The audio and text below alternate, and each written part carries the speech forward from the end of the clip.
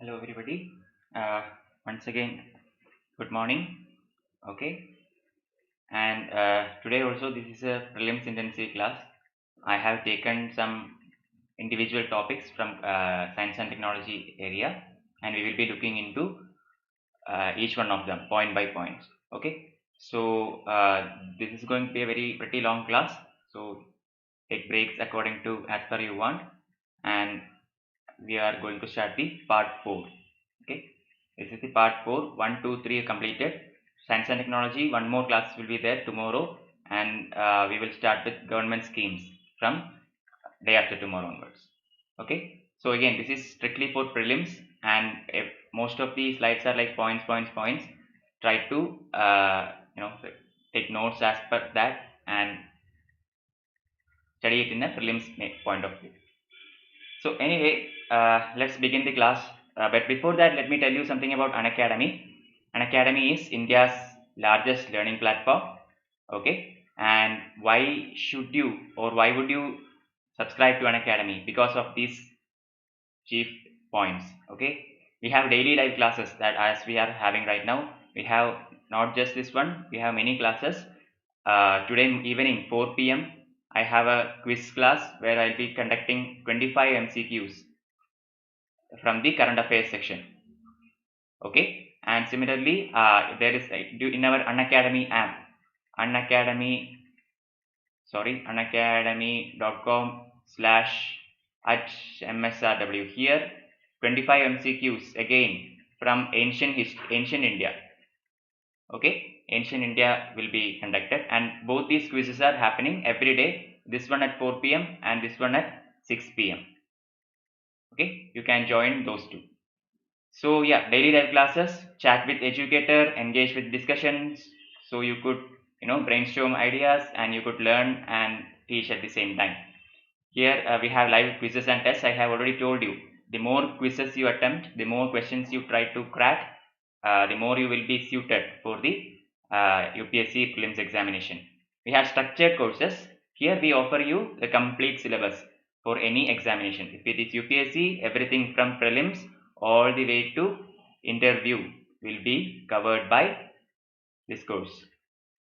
Okay, and unlimited access, which opens the door to all the Unacademy resources, videos of great educators and all that, just by downloading Unacademy learning app. Okay, you can download this app from Google Play as well as App Store, and you can start learning straight away. So about me, I am Madhav Sankar R Warrier. I have conducted multiple classes for school and college students for the past 5 years. I was a banker as well, and this is my Telegram channel as well as Unacademy channel. This channel is actually owned by Unacademy only. I am just posting the updates for you regarding my classes, timings, and all those things. Okay, so last Saturday we had this prelims carnival in the Unacademy app. Prelims carnival. You can actually go back and watch that. I have taken 3 topics regarding history, very important topics back then, which would be useful for your prelims preparations. Some of the very familiar faces, Ronald sir, Roman sir. So all these great educators actually teach in Unacademy. Okay, so you can attend their classes, you can ask them your queries, doubts, everything via Unacademy. So if you have not got a subscription yet, please do that. Get a subscription, and this is what the UPSC CSE channel offers you. We have all these courses. Especially, I want to bring your attention to the optional courses. It is very hard to get a good teacher for your optional in your locality, and this is a perfect platform to circumvent that limitation. Why? Because whenever you choose optional, make sure you have actually 3 things. 1, you have materials. Okay. 2, you have a good teacher, and 3, you have interest in that subject. These 3 things are very important while choosing an optional course. Just because somebody else shows it doesn't mean you have to do that. Okay, so consider these 3 criteria. The third criteria is entirely subjective and it is entirely up to you. But the first 2 criteria can be met by Unacademy: materials as well as a good teacher. So make sure you make the most of it, and also use the answer writing sessions, practice and strategy sessions, and the NCERT summaries. All these are highly important for your preparation. So these are the basic packages, 8,000 for 1 month, for 3 months, 6 months and 12 months. So we have two kinds of packages. One is the Plus and other is Iconic. Plus is given in 1 year as well as 2 year subscriptions. First year subscription is about 44,000 rupees 1 year. Using my code MSRW1, this will get you a 10% discount and at a price of 39,600. 2 years also similar deductions are applicable upon using the code, and you could get it at a very reasonable rate. So what is new with Iconic? Iconic gives you everything that Plus has with a personal coach, okay, a mentor or a guide, okay. So he or she will be there throughout your exam preparation and will help you through in preparing, as well as answering your queries and in any method that would help you to crack that exam. So daily you will also have daily mains answer rating, study planner, personalized feedback. So all these will be available to you in the Iconic course. So if you are planning to write the exam in 2021, you can actually choose this particular plan. 2022 or later, you can choose the Sec 2 year plan. So this is an overview about the subscription. To do this, just download the app and click the get subscription button. Here also discounts are applicable. Just use my code MSRW1 and 10% discount will be available to you in all these kinds of subscriptions. Okay. Yeah, this is a look into my Unacademy channel, unacademy.com /MSRW. So here I have already taken some 10 sessions altogether, and today evening also there is another quiz session going on. So do take a look at it. It will be useful for your prelims point of view. Okay, some of the classes are aimed at mains as well. Let's move on to our topic for today. Science and Technology part 4 out of 5. Okay. Hello Rahul, hi, welcome. So let me tell you straight away, this is again going to be topic by topic. It is a mixture of topics. I am not going to take a textbook or anything like that. This is from current affairs topic from here and there, from newspapers, from magazines and all those areas, okay, together put together. So if there are say 20 topics, then there will be 20 different sectors, or it will be entirely different, nothing connected. So treat each one of these slides as a different topic. It is specifically built for your prelims point of view. Okay, science and technology is not that much important in your mains. For interview, yes, it might ask, but this is mostly a preliminary or for your prelims preparations. Okay, so I told you in the during L1 and L2, L3 that anything that I have missed out in these sessions would be covered in L4 in our marathon session. Okay, today is a marathon session. I will be here for a while. So you guys take a break whenever you want. Come back, listen to the classes. Okay, so and also do support me. Okay, I am also new at teaching, so your criticisms and comments are all welcome. So let's start with first topic for the day, organoids. Okay, so what are organoids? Organoids are group of cells grown in laboratories into three-dimensional miniature structures that mimic the cell arrangement of a full-grown organ. So this is a biotechnology topic. Within science and technology, we can divide these kinds of topics into various fields, and this one is biotech. So here organoids are basically a group of cells. You might have heard of this stem cell research and all, right? Where you can actually grow one particular cell and multiply it and form a particular organ. So you can actually create a heart or create a human body organ using the organoids. That is why this is in the news recently. Okay, so tiny organ-like structures that do not achieve all functionality but resemble early stages of development. So the issue with organoids is that although we can grow organs, okay, we can actually grow organs, the problem is functionality cannot be achieved. Only some basic characteristics are available. So even if we try to build a heart, it wouldn't actually function as a heart. It will only be have some basic characters of a heart. That is the limitation of organoids. Only a subset of these cells are seen in a real organ. Okay, lack of blood vessels make them Lack of blood vessels make them not fully functional, partly functional. Okay, that is the issue here, because if there is blood vessels within that organ, then it should be perfectly functional, because we can create an organ and along with the blood vessels in the circulatory system together makes it a functional organ. But organoids lack the blood vessels, and hence it is only partly functional.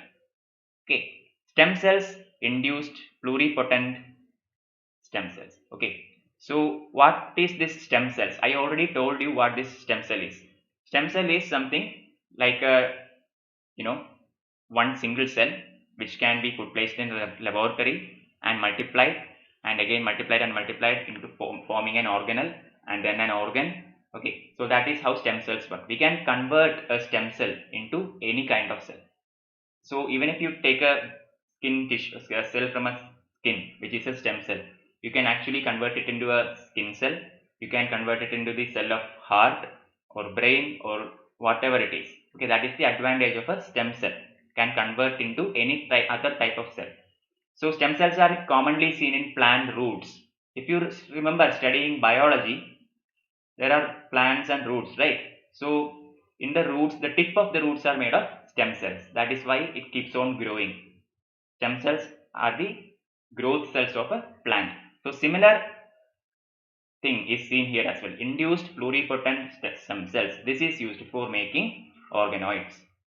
Okay, organoids of the brain, small intestine, kidney, heart, stomach. So all these organs has already been developed. So this is nothing new. This has been around for a while.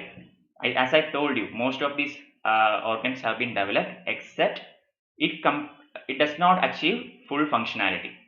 Okay. Now studying proteins and genes. Okay, why? So now we are going to look at why these organoids are useful to us. Primarily because it helps us to study proteins and genes, which means genes or the genetic component. It's the answer or the log or the key to understanding lots of things about biotechnology, right? Because genetic studies are still happening, genetic engineering is happening. I have in the previous session L3, I have talked a lot about the genetic editing materials, mechanisms and all those things, and what are its applications. See, so here also organoids will help us to study the basic of to open the world of genetics and help us study about mutations. If we study about mutations, we can study about causes of diseases. Why? Because right now we have viruses, bacteria and all these things which causes diseases, and we have created some medicines, antibiotics and these kinds of things to fight them, to cure them. But what happens after prolonged exposure? These pathogens will start developing a immunity to these medicines, so the medicines will stop working. So this evolution of that pathogen is known as mutation or adaptation against the medicine. So we will have to understand the new mutation, we will have to study that and create a new medicine.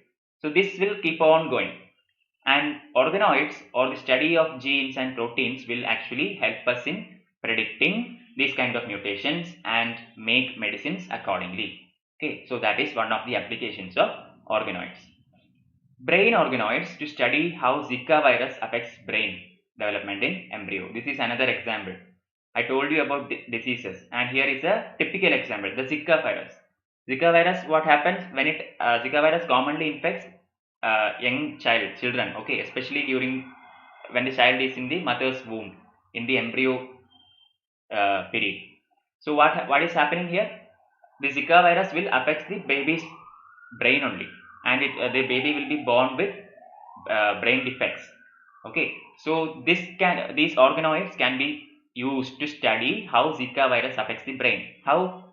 Because we can create a basic brain, may not have functionality, but still some of the a subset of the original brain can be developed by organoids, and then we can add Zika virus to it and see how the virus affects the structure of the brain, and that is how organoids can help solve these kind of medical questions.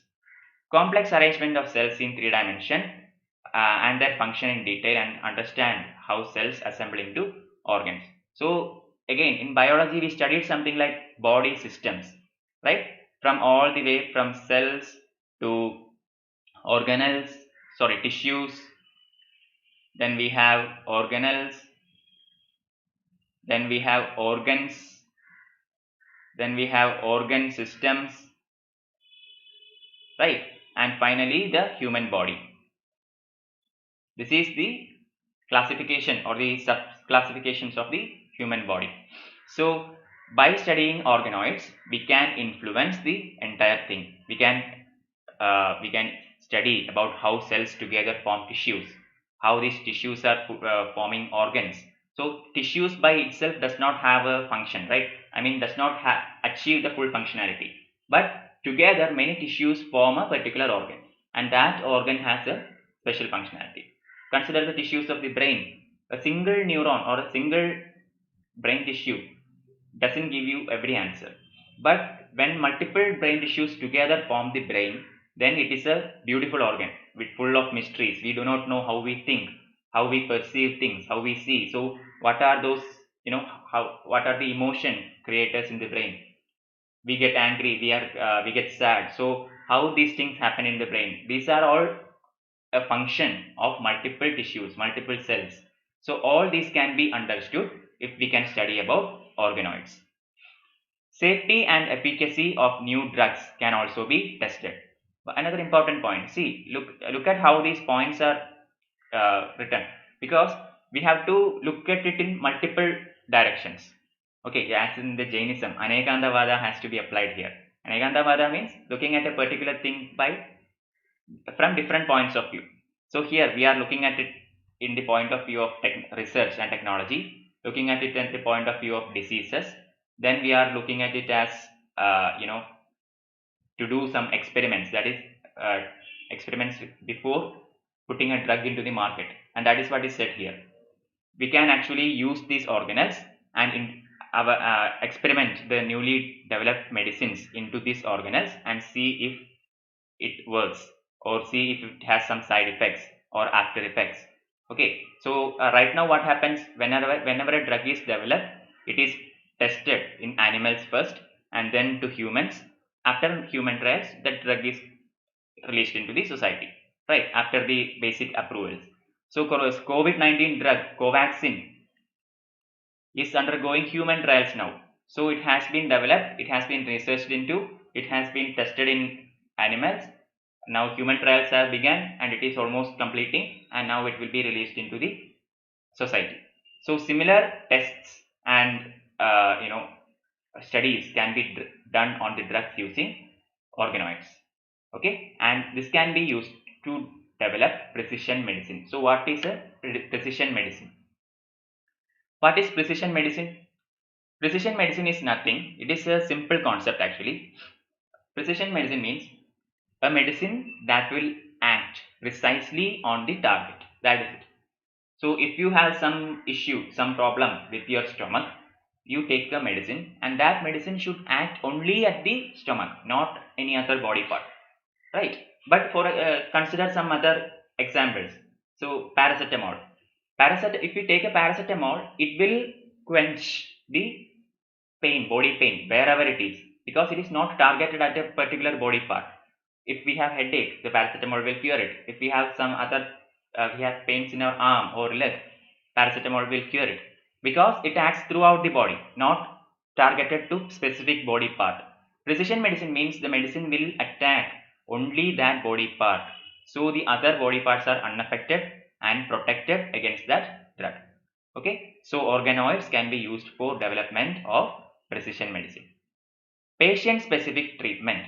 This is another variation. Patient specific means customization of medicine based on that person. My body is different from yours. Yours is different from a third person. So each individual is different, and a medicine can be developed to suit that individual. A medicine can be customized for that particular individual's criteria. That is known as patient specific treatment. So that can also be done with organoids. We can take that patient's cell and grow it into an organoid and test all the medicines there. Okay, so it will be much more efficient. So that is why organoids has been in the news. Okay, so whenever you study science and technology, make sure you know the applications. Okay, applications are very important. It has mostly interviews. During your prelims, you need all these points, but for your interviews, what they ask is about the applications of various science and technology topics. It has been asked before. Okay. 2. CRISPR technology. This is also related to biotechnology. So what is CRISPR? CRISPR antivenom. It is the antidote to world's most venomous sting made by gene editing. So this is something made by gene editing, and this venom, this antivenom, is the antidote. Antidote means which is the kind of a cure, a medicine that works against the venom. Okay, that is known as an antidote. Now, Chironex placari is among the deadliest box jellyfish species, cardiac arrest in humans, and cyclodextrin. So, the world's deadliest venom is produced by a jellyfish species, okay, named as Chironex placari, and this venom can cause cardiac arrest in human beings and instant death. Okay, so CRISPR technology has been used to in order to develop an antidote against this venomous sting. Okay, that is why it is in the news. And this technology uses gene editing. So again, we are going down to the genetic levels, gene levels. Okay, clustered regularly. This is the full form of CRISPR. C, clustered. R, regularly interspaced short palindromic repeats. This is known as CRISPR. Okay, and is associated with Cas9 and is together known as Crispr Cas9. It is a gene editing tool.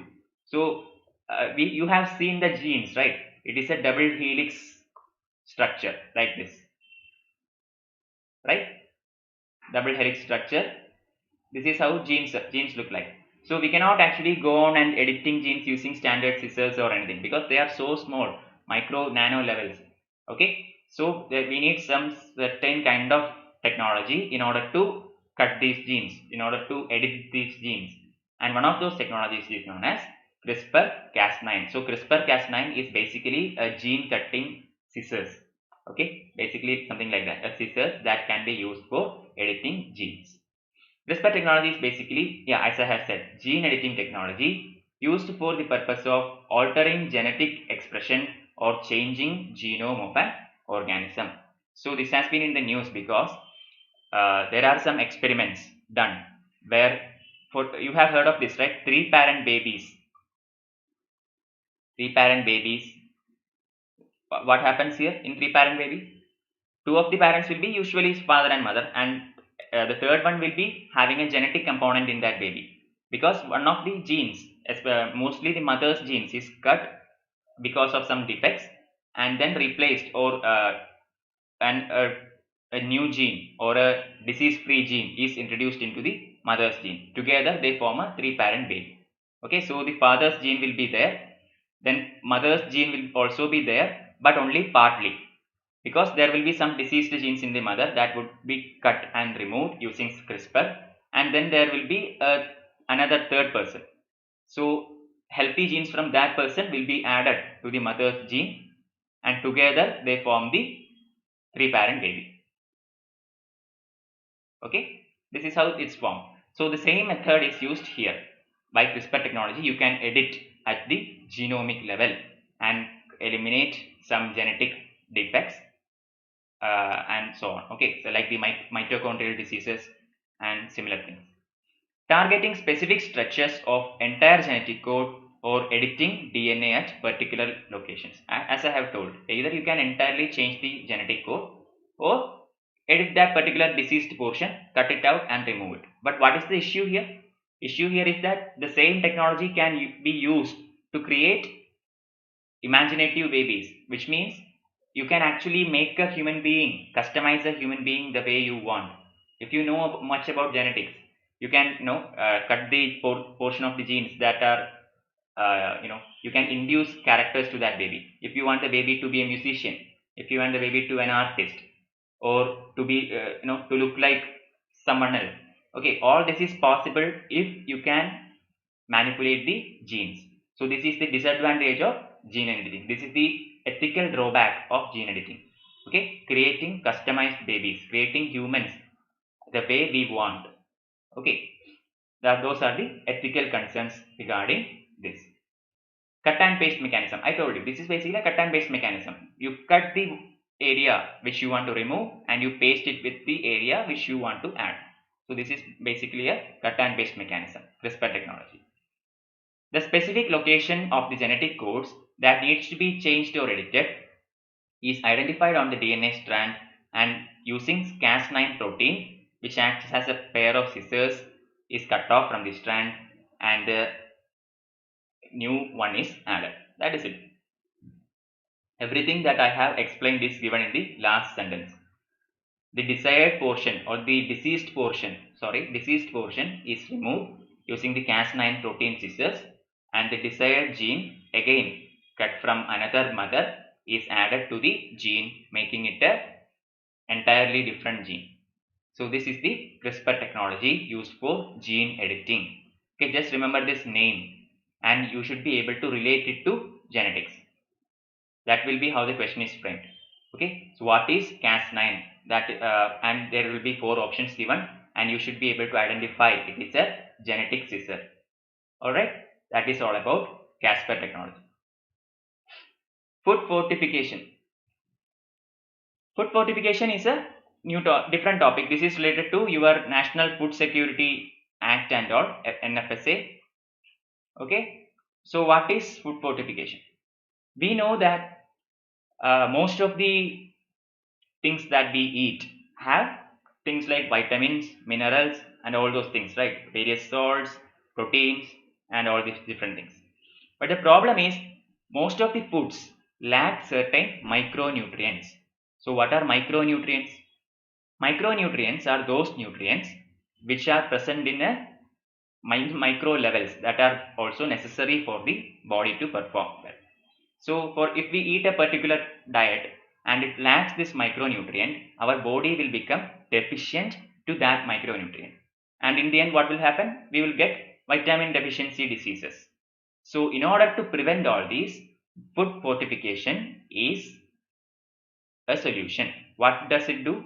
It will artificially add micronutrients into the food without changing anything else. That is important. Okay, we are, for example, in order to add a particular micronutrient to the rice, okay, nothing is changed, only some modifications are done. The original rice will remain as such, plus add on. That is it, original plus an add on. This is not a substitution or anything, this is basically an add on. Okay, so this will help us to remove the deficiency of micronutrients in the food materials. That is known as food fortification. Now let's look at the points one by one. Department of Food and Public Distribution approved a centrally sponsored scheme on food fortification of rice and its dispersal through PDS. So these are the points to remember for prelims. Centrally sponsored scheme. Okay, so what is the difference between centrally sponsored and central sector? Central sector scheme means it is a scheme that is related to the central government alone. They only implement it. For example, the PM Kisan. PM Kisan is a central sector scheme, which means entire thing is done by the central government. Centrally sponsored means the central government will help the state in implementing that particular scheme. So say 70% will be contributed by the center, and say 30% should be contributed by state. So together they implement the centrally sponsored scheme. Centrally sponsored schemes are usually done on state list and concurrent list. State list and concurrent list. Central sector schemes are done usually in the central list. Okay, so this is a food fortification is basically a centrally sponsored scheme. Also, this is actually going to be done on rice. Okay, remember the crop as well. 90% of financial assistance to northeastern and hilly states, 75 to rest of the states. So as I have told you, whether some percentage of this will be contributed by the center, some will be contributed by the states. So as far as the northeastern states are concerned, hilly states and island states. So these central government will provide 90% assistance. For other states, it will be 75% assistance. Okay, for the usual states like UP, Kerala, Maharashtra, these kinds of states. Now, those states and UTs which have distributed wheat flour through PDS to distribute fortified wheat flour. So recently the food fortification is going to be done on rice, but the government has also asked the states to do it in wheat also, not in the wheat as such, but in the wheat flour. Okay, those who are already giving the wheat flour as a part of ration can actually add fortification into those flour and put it in the public distribution system. Public distribution system means basically your ration shop, any shop that will avail you the public essential goods, that is the public distribution system of the government. Okay, food fortification is the deliberate, again this is the exact definition, okay, deliberate addition of one or more micronutrients to the food so as to correct or prevent a deficiency and provide a health benefit. Okay, so it is a deliberate addition. It is not, the nutrient may not be actually present in that crop. Okay, so we are adding it by our own methods, by artificially adding one or more micronutrients. These nutrients may or may not have been originally present in the food before processing. It is not that the rice usually has a particular vitamin, and suddenly due to some diseases the rice lost that vitamin and we are adding it again. No, it doesn't matter what the original content of that food is. We are adding something else deliberately. That is why I said it is an add-on. Okay, it may not have been there with the original crop. Fortification of food is an add-on and not a replacement. Okay, according to the National Family Health Survey, there are some statistics. You can use these in your mains actually. Okay, so these are the reasons why we need food fortification. 1. 58.4% of children are anemic. So children means here it is considered from 6 months to 59 months. So under 5 years of age. So they are 58.4. So the bulk majority of them are anemic, means low blood count. Okay. 53.1% women in the reproductive age are anemic. 35.7% are underweight. So 50 to 70% birth defects are preventable, which are usually caused by the deficiency of folic acid. So anemia, deficiency of folic acid, these kinds of issues can be actually removed if you have necessary vitamins in your food, and this can be imparted through the food fortification program. We add what is essential for the growth of the child or for the women during the reproductive age. Okay, so this is the idea behind food fortification. It is not a substitute for a healthy diet. It is just an add-on to your diet which will help you to overcome the deficiency of micronutrients. Okay, I hope you understood what food fortification is. National Digital Health Blueprint, another topic. Okay, National Health Digital Blueprint. So this is by Satyanarayana Committee under the recommendations of Satyanarayana Committee. For your prelims, keep this in mind. The name of the committee associated with everything. Recently we had the NEP 2020. Which committee proposed the NEP 2020? It was proposed by the K. Kasturi Rangan Committee. Right? Kasturi Rangan Committee. So similarly we have the Narasimhan Committee in the bank reforms. We have then Bimal Janal Committee, again related to banks. Urjit Patel Committee related to monetary policy. So remember, all these committees will be useful for examination.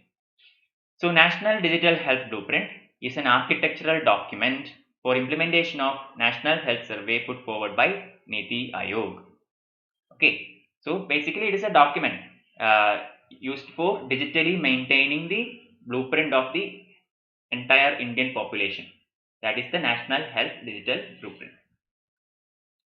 Create a national health ecosystem that supports universal health coverage in an efficient, accessible, inclusive, affordable and time-safe manner. Simple. These are points that you can write on your own, right? This is used for a universal health coverage. We are trying to bring the health of all Indian population much more structured, much more organized. So we are having a architectural document of at the national level, a national level depository, okay, created in order to collaborate, coordinate all the health outcomes of Indian population, ensuring security, interoperability, confidentiality, and privacy of health related information. So what are the things that we need in a centralized system? One is security. Obviously, our personal data should not go out. Or say if I am a patient, then I have my own patient records. This is supposed to be available to the doctor and me. Somebody else should not see it. So security is one issue. So anything that is a digital repository should provide me security. Interoperability. Again, this should be more and more data should be able to add should be added into this, and this should be available to multiple physicians. For example, if I have two particular diseases, then a branch of it should be available to one particular doctor, another to other doctor, and they should be able to coordinate.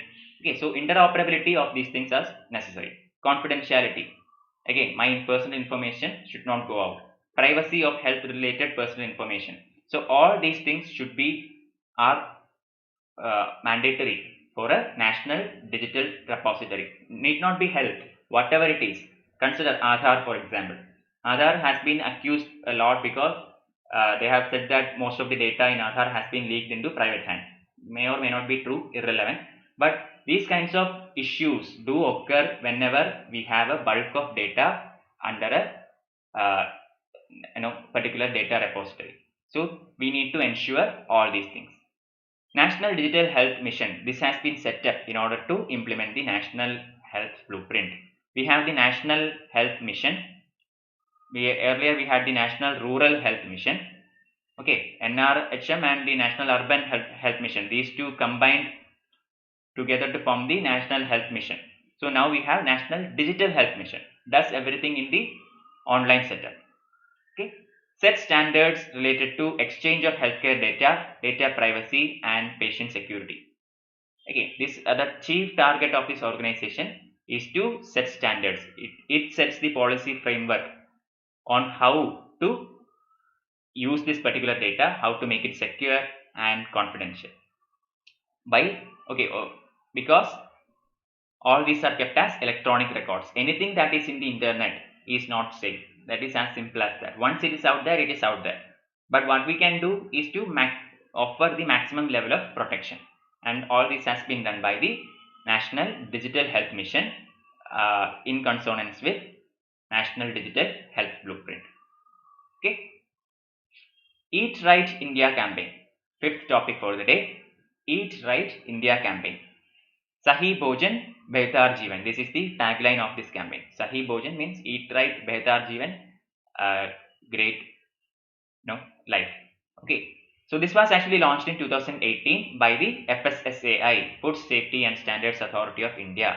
Whenever you buy something that you eat, you will have this FSSAI logo on it, right? Because this is the organ that maintains the safety and standards across the food items in India. Okay, so this is a campaign started by FSSAI to improve public health in India and combat negative nutritional trends to fight lifestyle diseases. So what are lifestyle diseases? These diseases occur as a part of our habits. Okay, even cancer. Okay, doctors say that even the cancer is a lifestyle disease. Or say diabetes is sometimes considered as a lifestyle disease. It is based on what the way of our life is. A person living in the urban area has his own food habits. Living in the rural area has a different food habit. So each of these persons have their own lifestyle and their own variety of diseases. Okay, so in order to improve all this, everybody has to eat the right kind of food with right nutritional values.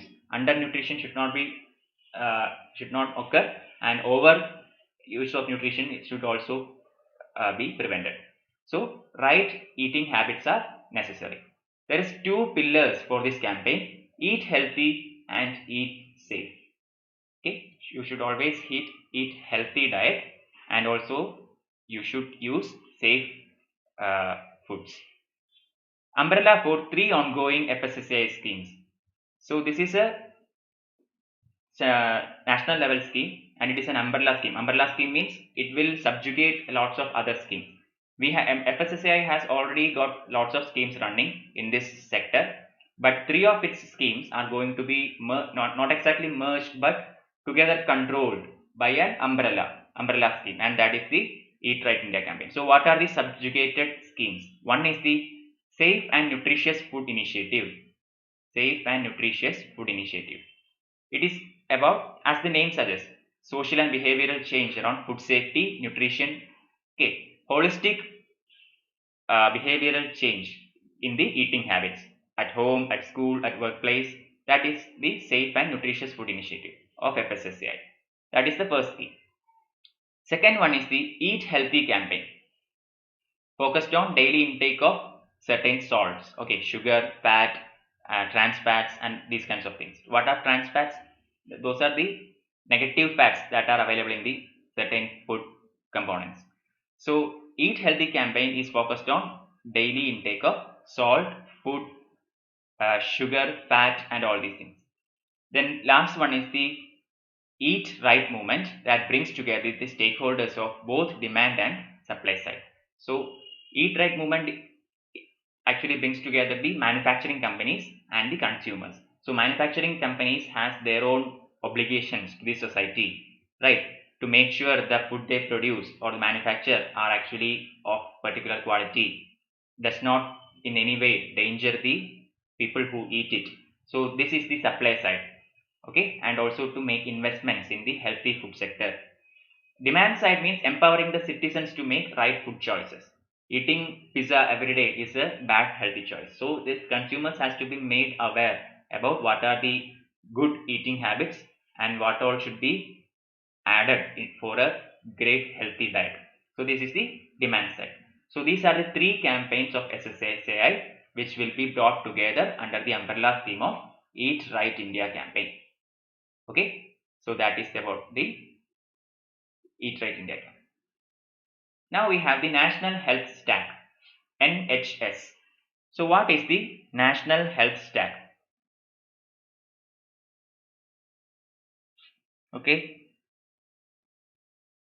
Yes.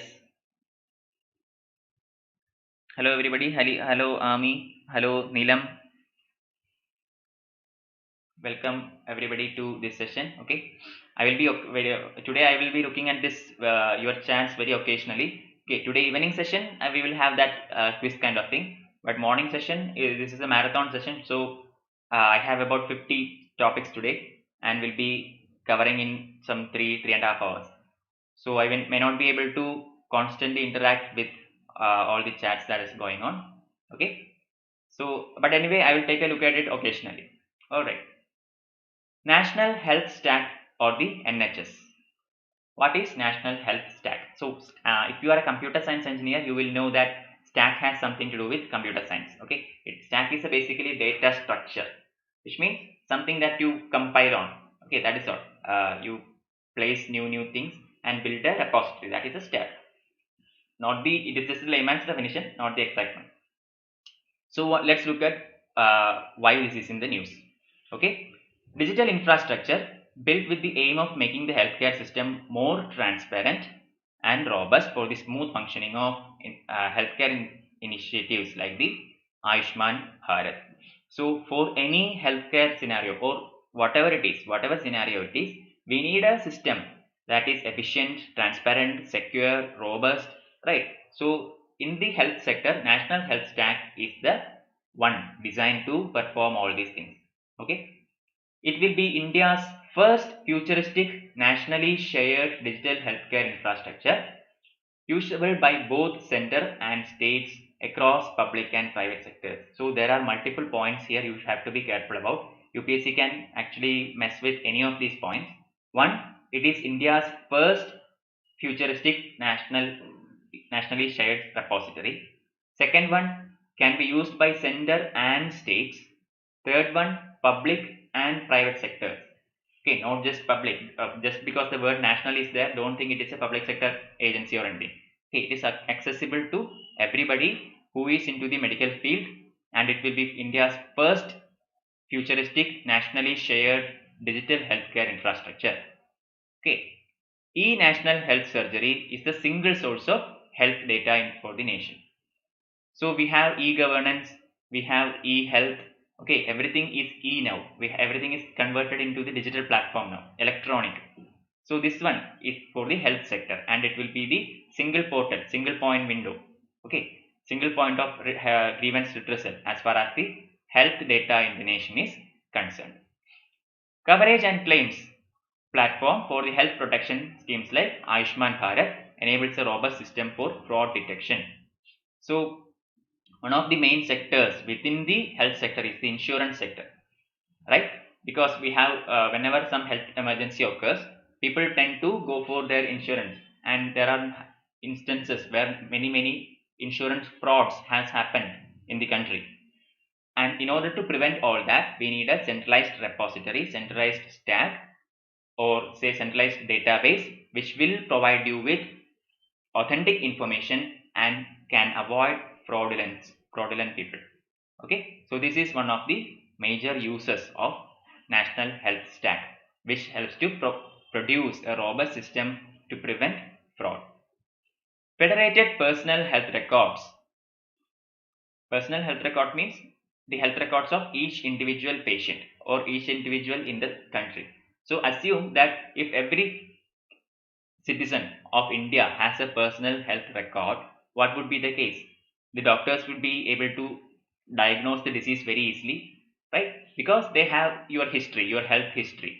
If the doctor has your medical history properly, then he knows what all drugs will work on you, what all diseases you had earlier. All this data will be available. So these kinds of personal health records are available via the National Health Stack. Okay, National Health Analytics Platform to use health information for evidence-based policy making. So another thing is, if we collect all this data together in the national repository, what happens? We will have a huge sample to work on. We will have huge immense metadata. Metadata means data of data. Okay, so if we have that kind of data, we can actually study it better, understand things better, and can make policies informed choices, right? Simply, rather than saying that this much percentage of India is malnourished, or this much percentage has this particular disease, if we have the data, we can know what are the parameters or what are the differences in different regions, and can make informed decisions, informed choices.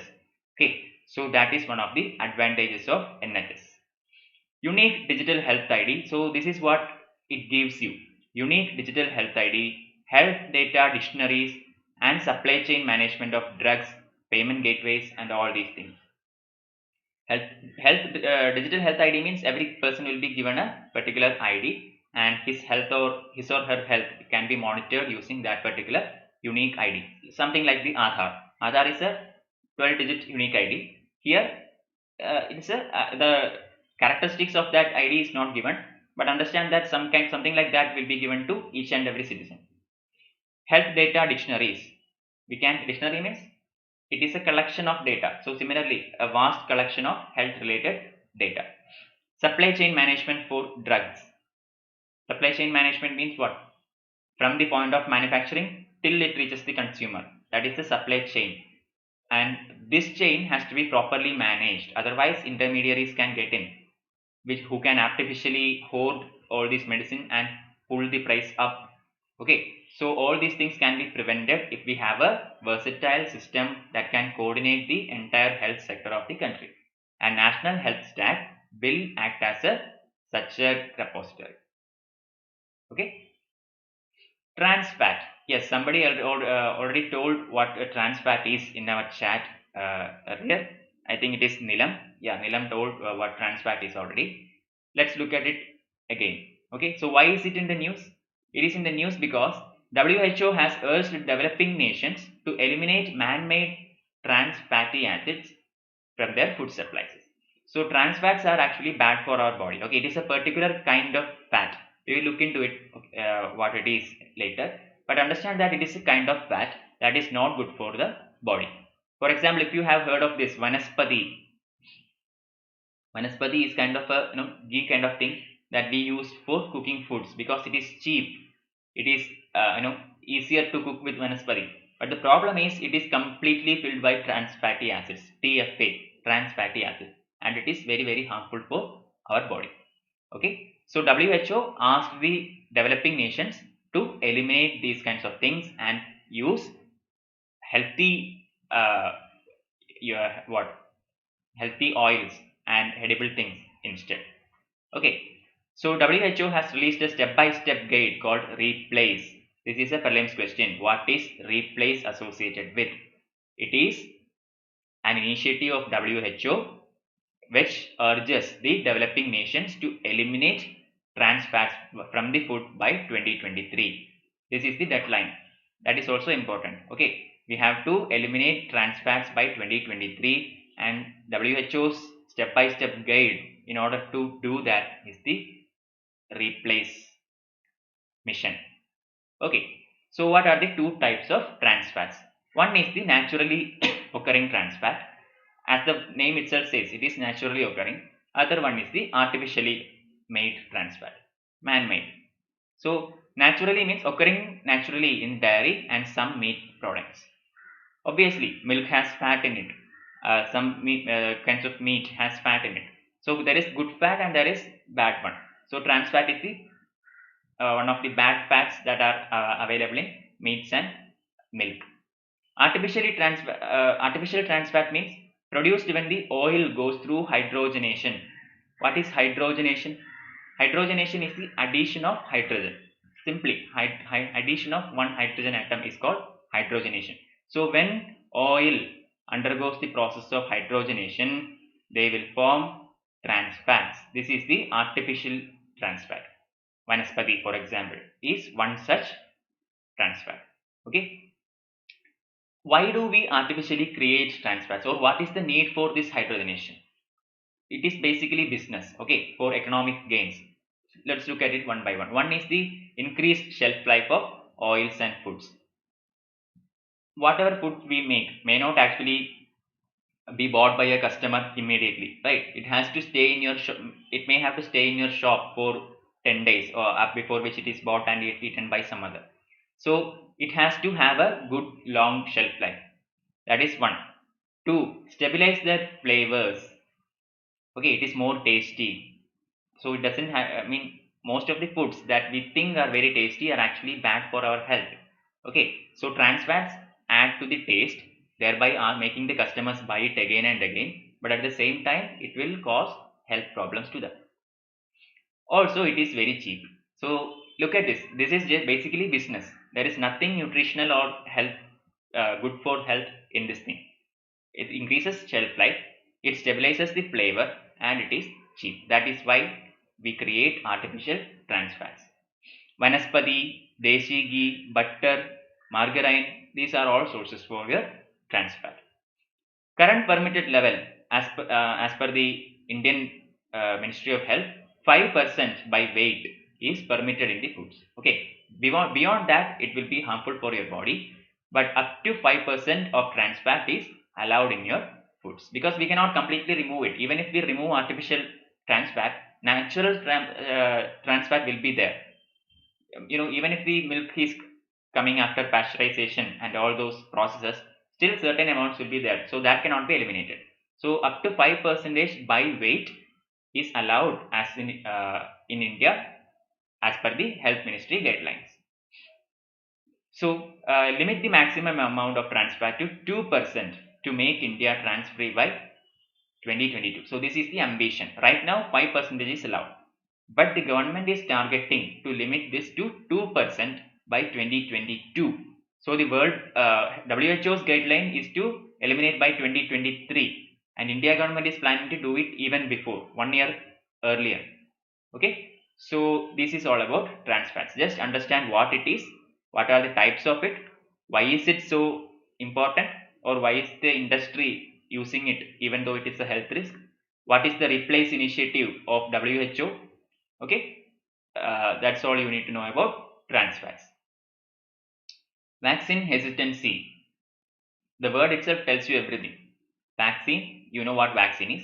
Then hesitancy. the hesitancy to take these vaccines. So why is it in the news again? Because WHO recently included vaccine hesitancy as one of the 10 threats to global health. So we take vaccines for preventing certain diseases, to cure certain diseases. So the hesitancy to take this vaccine because of various reasons actually is a threat to the system of health across the world. Okay. So overcoming vaccine hesitancy can reduce the global spread of measles infection. So the researchers have found that vaccine hesitancy is one of the main reasons why measles is spread across the world. Okay, measles, remember this disease is there in Mission Indradhanush, also in UIP, Universal Immunization Program. These two are vaccination programs, flagship vaccination programs of India, and measles is one of the diseases that is addressed in both these programs. Okay, so overcoming vaccine hesitancy can actually decrease the spread of measles. That is one of the research findings. Vaccine hesitancy is defined as reluctance or refusal to vaccinate despite the availability of vaccines. So vaccine is there, but there is some kind of reluctance or resistance by the person to take that vaccine. That is known as vaccine hesitancy, and influenced by factors such as compliancy, convenience, confidence, all these things. If you have heard of this, people say that vaccines are useless. It is just for the big companies to make money. People say that. Then there is some religious people who say that vaccine is against their religion. Okay, so they should not use it. Then there are some people who say that taking the vaccine will cause the disease to come. So these kinds of rumors are actually nonsense. Okay, so the issue is these kinds of fake news will cause people to hesitate before taking the vaccine, and this actually is a threat globally. Okay, now rise of the anti-vaccination movement in the West, fear of vaccine associated with vaccinations, influenced by religious suspicions, rumors. I just explained this point.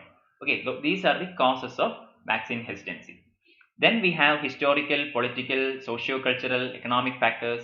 Okay, so some people are you know inclined not to take the vaccine because they are economically poor. They believe in some alternate remedies which are cheaper. They go for some local mystic saint or those kinds of things. Okay, so these kinds of uh, things actually impact on a person making a informed choice. Okay, and this will shape that person's choice not to vaccinate their children. This is highly dangerous. Not taking the vaccine individually is fine, but if they do not vaccinate their children in the adequate time, then the children will get diseases like polio, like tuberculosis. You have certain vaccinations during your early childhood, right? So these has to be taken in order to prevent that disease from occurring. Hesitancy in taking those vaccines will cause those diseases, and that life is ruined. So vaccine hesitancy is something that we have to stop. And how do we do this? We have to do this by creating awareness in the society. People has to be informed that this is not actually a negative thing. Vaccinations are good and has to be taken in time according to uh, what is told by the physician. Okay, so that is all about vaccination hesitancy. ICOS Ditaus 2020. So what is, okay, I don't know even how to pronounce this. Okay, ICOS DITAUS 2020. Okay, you can pronounce it the way you want.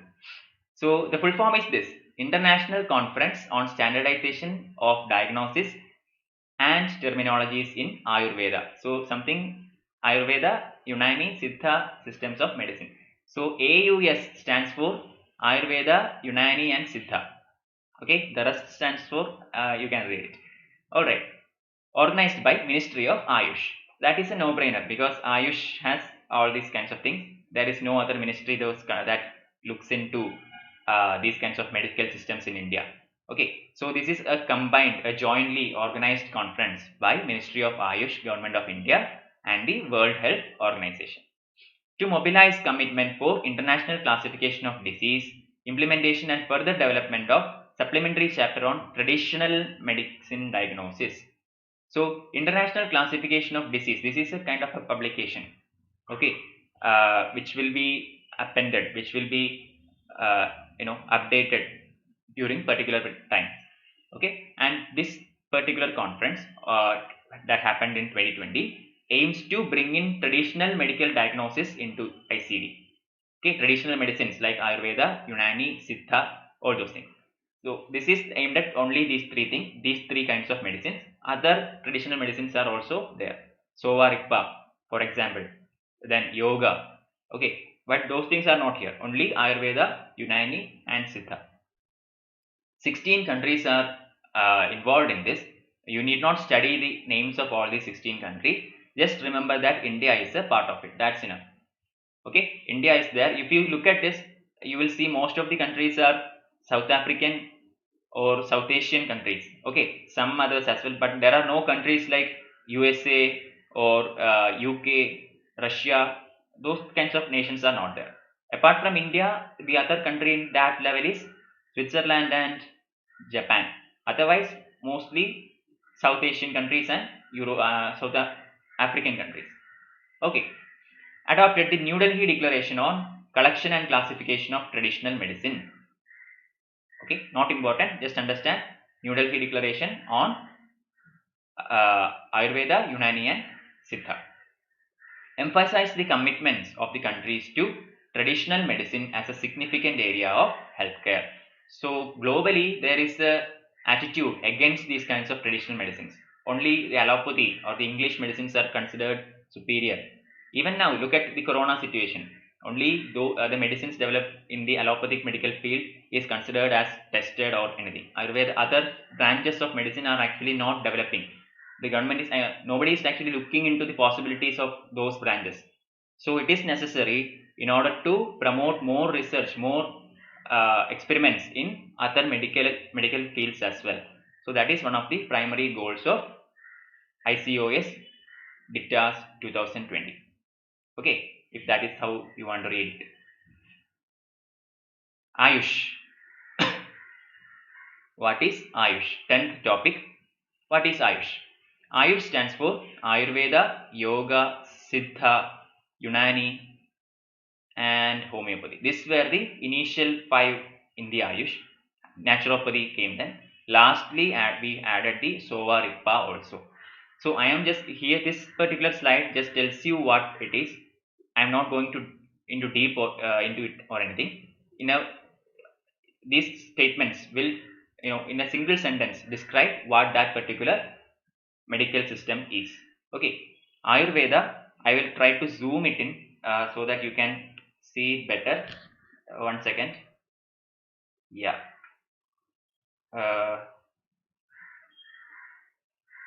Ayurveda. Okay, so Ayurveda focuses more on healthy living than treatment of diseases. That is the principle of Ayurveda.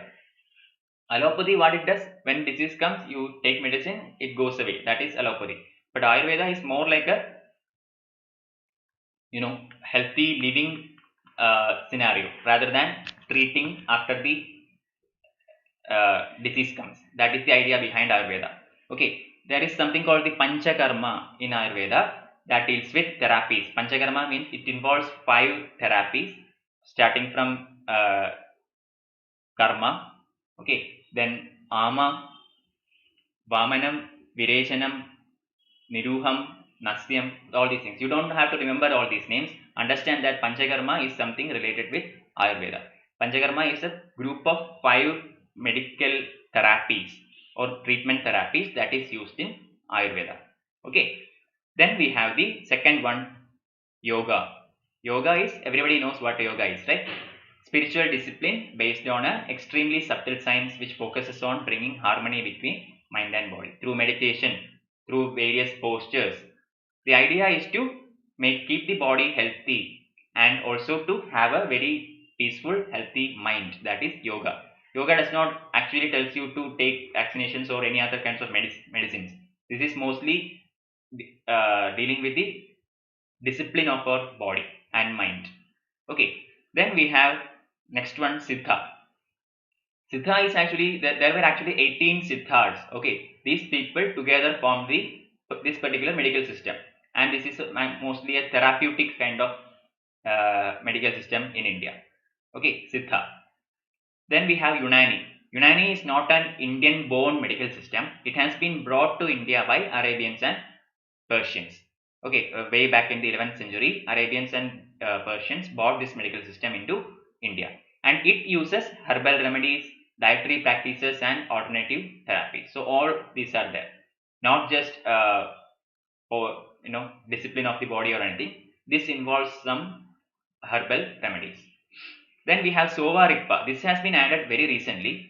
Sova Rigpa is a medical system that is seen in Trans-Himalayan region. I have seen questions like which of the following best describes Sova Rigpa? Option A, it is a medical system seen in Himalayan region. 2, it is a martial art form of Tibet. Okay, these kinds of options will be given and you will get confused. Remember, Sova Rigpa is a Trans-Himalayan system of medicine, and it is practiced in the countries like Bhutan, Mongolia, Russia, etc. Now in India also. Okay, then we have naturopathy. Naturopathy means it is a drugless system of healing based on well-found philosophy. No drugs are employed in naturopathy, which means they think that the body has the power to self-heal. Whatever diseases occur, the philosophy tells you that the body has a natural defense system and the power to heal by itself. That is the naturopathy. There are some theories into that, but that is beyond the scope of UPSC. Then lastly we have the homeopathy. Homeopathy is based on the belief that body can cure itself again, but the problem is here we use some substances as well. Some medications are also given in homeopathy. Okay, not drugless as like the naturopathy. Homeopathy uses certain drugs, but also it believes in the ability of the body to cure itself. So those are the important medical systems in India within the Ayush. Okay, now let's move on to 11th topic, National Essential Diagnostic List. Okay, so what is National Essential Diagnostic List? ICMR finalized the India's first National Essential Diagnostic List. This is why it has been in the news. So let's look at what it is. Okay, so it is basically customized and prepared as per the landscape of India's healthcare priorities. Okay, it bridges the current regulatory systems gap, which does not cover all the medical devices and in vitro diagnostic devices. So this list of national essential or the national essential diagnostic list actually bridges the gap, which currently not all the medical devices and the IVDs are covered in a holistic fashion, but everything that has been not covered are also brought in under this umbrella list, which will have all the essential diagnostic materials that are available in India. This is basically another database at the national level, which will comprise of all the essential diagnostic tools that are to be available in India. Okay, and it is prepared as per India's priorities, not the international priorities. Many countries, like for example USA, has their own particular list.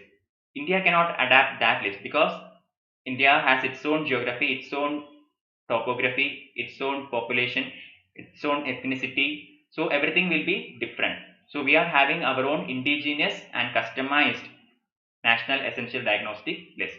Okay, and this is prepared by ICMR or the Indian Council of Medical Research. India has become the first country to compile such a list. Internationally, we have one that is common to everybody, but this is the first one to be of a particular nation. Okay, for the population of India alone, of that country alone. So India is the first country to do this. Don't forget, options can be confusing, but do remember that India is the first country to do that. It builds upon the Free Diagnostic Services Initiative and other diagnostic initiatives of Health Ministry to expand basket of diagnostic tests. So what are diagnostic tests? These tests are used for diagnosing a particular disease. Okay, in order to arrive at a conclusion what the particular disease is, doctors ask the patients to go perform lots of tests, right? Blood test, urine test, and all these things are done. There are many specific tests as well. So all these are put into a basket. So this particular basket of tests has to be conducted for these and these diseases. That is the idea. Okay. It also encompasses tests relevant to new programs such as Health and Wellness Center under the Pradhan Mantri Jan Arogya Yojana. Latest, this is Pradhan Mantri Jan Arogya Yojana or the PMJAY. You may remember this by this short form, PMJ. Okay, this is a new scheme which offers to develop health and wellness centers. That is another new initiative. Not just health, the wellness of the person is also important. Wellness means his overall well-being of that person, both body and mind. So wellness clinics has been opened at various parts of this country, wellness centers. Okay, so this is also encompassed in the national health diagnostic list. Okay, aware, prelims question, what is aware? I think I asked a question regarding aware yesterday, in a day before yesterday, in the 4 p.m. quiz. Okay, aware is a initiative by WHO, World Health Organization, and it aims at guiding policymakers and health workers to use antibiotics safely and more effectively. So we have seen that recently uh, doctors has been prescribing antibiotics for even menial diseases, even simple diseases. Okay, and this is causing huge health issues. Why? Because when more and more antibiotics is used, the pathogens will become resistant to that antibiotic and they will evolve into a superbug. Okay, for example, a bacteria which is constantly facing a particular antibiotic will eventually mutate and be able to resist that antibiotic, creating a superbug. And this will in the long term be a threat, because we will have to find a medicine which is more powerful than this, and again mutation will happen and bacteria will be resistant to that, and this will go on and go on. Okay, so that is the danger of using antibiotics instead of generic drugs. Okay, so aware is a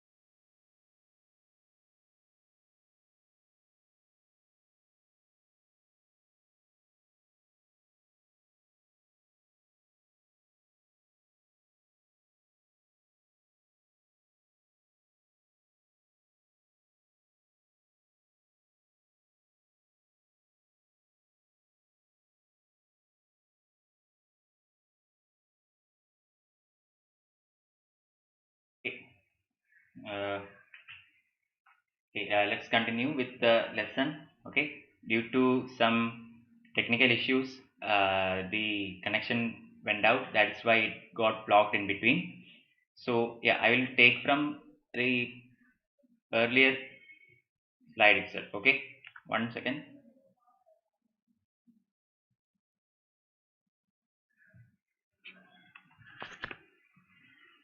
Okay, I will take from brucellosis onwards. I think that's where everything went into the buffering mode. All right. So yes, as I was saying, whenever you this is another disease that has been in the news recently, and whenever you study about a particular disease, make sure that you learn the disease causing pathogen. Okay, so brucellosis is caused by bacteria named Brucella. Okay, of the family Brucella, not the name. Then it is a zoonotic disease. So what is a zoonotic disease? Zoonotic disease is any disease that has its origin in animals. Zoonotic, zoology. So what is zoology? Zoology is the study of animals. So zoonotic diseases are those diseases that have its origin in animals. Okay, so brucellosis is a zoonotic as well as contagious disease caused by a family of bacteria known as Brucella. Okay, it affects livestock animals like cattle, swine, sheep, goat, and all by this particular disease transmitted to humans. Some diseases are transmitted when humans come in contact with the animal. Some are transmitted when they eat meat. Right. Brucellosis is transmitted to humans when they drink milk from infected animals. Okay. The disease in animals is characterized by reproductive failure, which is recoverable. So during when the animal is affected by brucellosis, it will not have any reproductive capacity. Its reproductive capacity will be diminished, but this will be restored once the disease is cured. Okay, and finally the milk output is reduced by 30%. That is irrecoverable. So if an animal produces say 10 liters of milk every day, then if the disease is infected, then the animal will only be able to produce 7 liters for the rest of its life per day. Okay, that diminished milk capacity will be there forever even if the disease is gone. That is all about brucellosis. I think this is where the internet issue came in earlier, and so that's why I retook this portion. Okay, now foot and mouth disease, another disease, highly contagious viral disease. Okay, this is again virus. Avian botulism and brucellosis are by bacteria. This is by virus, affecting livestock animals like the sheep, goat, swines, okay, and other cloven hoofed ruminants. Not a zoonotic disease and rarely transmits to humans. So, if the question comes, foot and mouth disease can transmit to humans, then it is true. It can transmit, but it happens only very rarely. Okay, and it is not a zoonotic disease. 7 strains which are endemic in different countries worldwide, and each strain requires a different vaccine. So, FMD, okay, this is the short form of foot and mouth disease. FMD has multiple strains. Actually, there are 7 strains of it around the globe, and each strain of this disease has to have a different vaccine. There is no common vaccine for FMD disease. Okay, disease is estimated to circulate 77% of global livestock population, which means it is pretty much widely spread disease, nothing new, and is in more the animals which are more prone to FMD are the intensively reared animals. Okay, they are more susceptible to FMD, like sheep, goat. Okay, these kinds of animals are more affected by FMD. Milk loss up to 100%, which could last for 6 months, 4 to 6 months. So again, brucellosis also caused milk loss. Brucellosis milk loss was 30% reduction for the rest of the animal's life. But here there is 100% milk loss, but only for 4 to 6 months. After that, the animal will again start producing milk. Okay, that is all about foot and mouth disease. Neglected tropical diseases, NTDs. What are neglected tropical diseases? These are communicable diseases that prevail in tropical and subtropical conditions. Tropical and subtropical means this is the earth, here is the equator, this is the tropic region between 23.5 degree north and south of the equator. This is the tropics. And subtropic means just outside that. Okay, just outward, outside those regions also. So NTDs are those communicable diseases that prevail in tropical and subtropical countries. Neglected in the pharmaceutical industry. Why? That is why it is called neglected disease. Why is it neglected? Because it affects only a bunch of people, and producing medicine for that is not economically profitable. Okay, if only a small bunch of people is affected by that disease, then only small quantity of medicine will be brought. So the medical companies or the pharma companies cannot make profit out of it. So they are not looking into it. They are not doing R&D into it. That is why it is known as a neglected disease. Okay. It affects more than 1 billion people and costs the developing economies billions of dollars every year. So together, there are multiple neglected tropical diseases, and all these diseases together affects a huge bunch of people.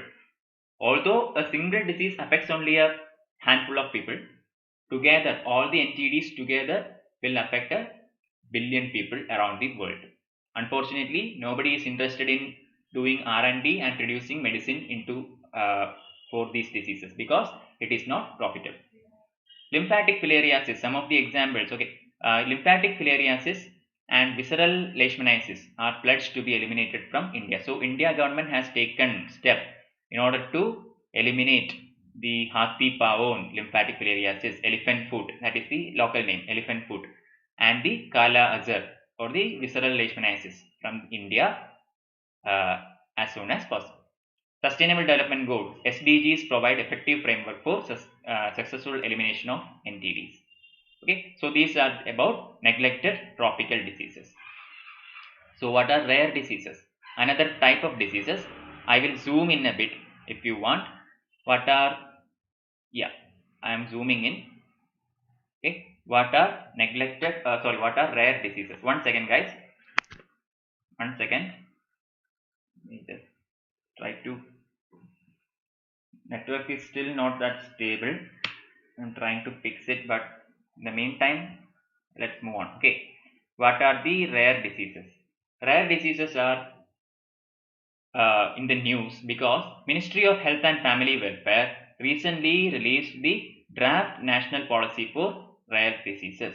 That is why it is in the news. Not important for us.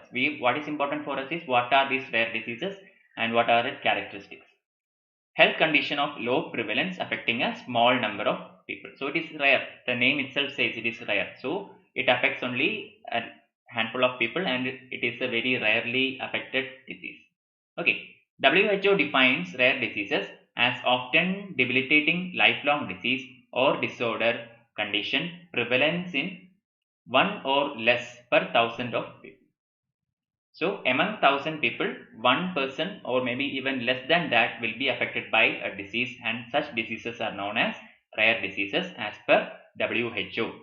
Is also known as orphan diseases because market for its drug development is not economically viable. The same issue as we have seen in the NTDs, here also the same issue. It is a rare disease, so only a handful of people get affected, which means producing a drug for that disease is not economically viable or profitable. So it is known as an orphan disease because there is nobody to take care of that disease. Okay, they include genetic diseases, rare cancers, infectious tropical diseases, degenerative diseases, and all these things. Okay, 450 diseases are listed as rare, but there is no roadmap on treating them. Around the globe, around 450 diseases are listed in the rare diseases category, but there is no proper roadmap or treatment available for these diseases. It creates 3 categories of rare diseases.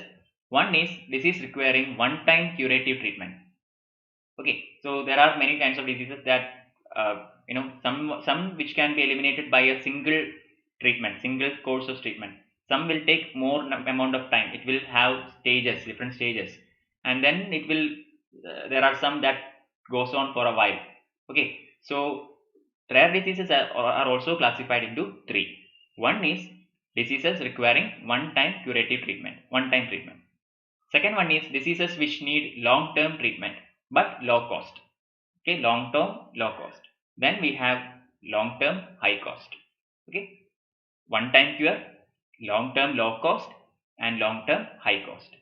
National Registry for Rare Diseases will be created at India Council for Medical Research. Okay, this is the steps taken by India government in order to tackle these rare diseases, and that is creating a national registry for rare diseases by the ICMR. Okay, financial support is provided by Rashtriya Arogya Nidhi. Okay, I have zoomed in, that is why I cannot use the pen. Okay, the pen won't work when the zoom is on. Okay, so the financial support for rare diseases is provided by Rashtriya Arogya Nidhi. Okay, also it proposes crowdfunding. because there is no single agency who can provide all this funding in order for R&D to find a cure for these diseases. So people have to come up. We need crowdfunding. Notify certain medical institutions as centers of excellence for rare diseases. This is another pipeline project that the center is implementing. Constituting a rare diseases cell with Ministry of Family Welfare, Health and Family Welfare, ICMR, and Department of Department of Personnel in Ministry of Chemicals and Fertilizers. So all these, it is a multi-sectoral, multi-ministry coordination which is required in order to find proper funding, in order to do proper research into the rare diseases department, and all these agencies are involved in doing the same. Okay, now we have global funds for AIDS, TB, and malaria.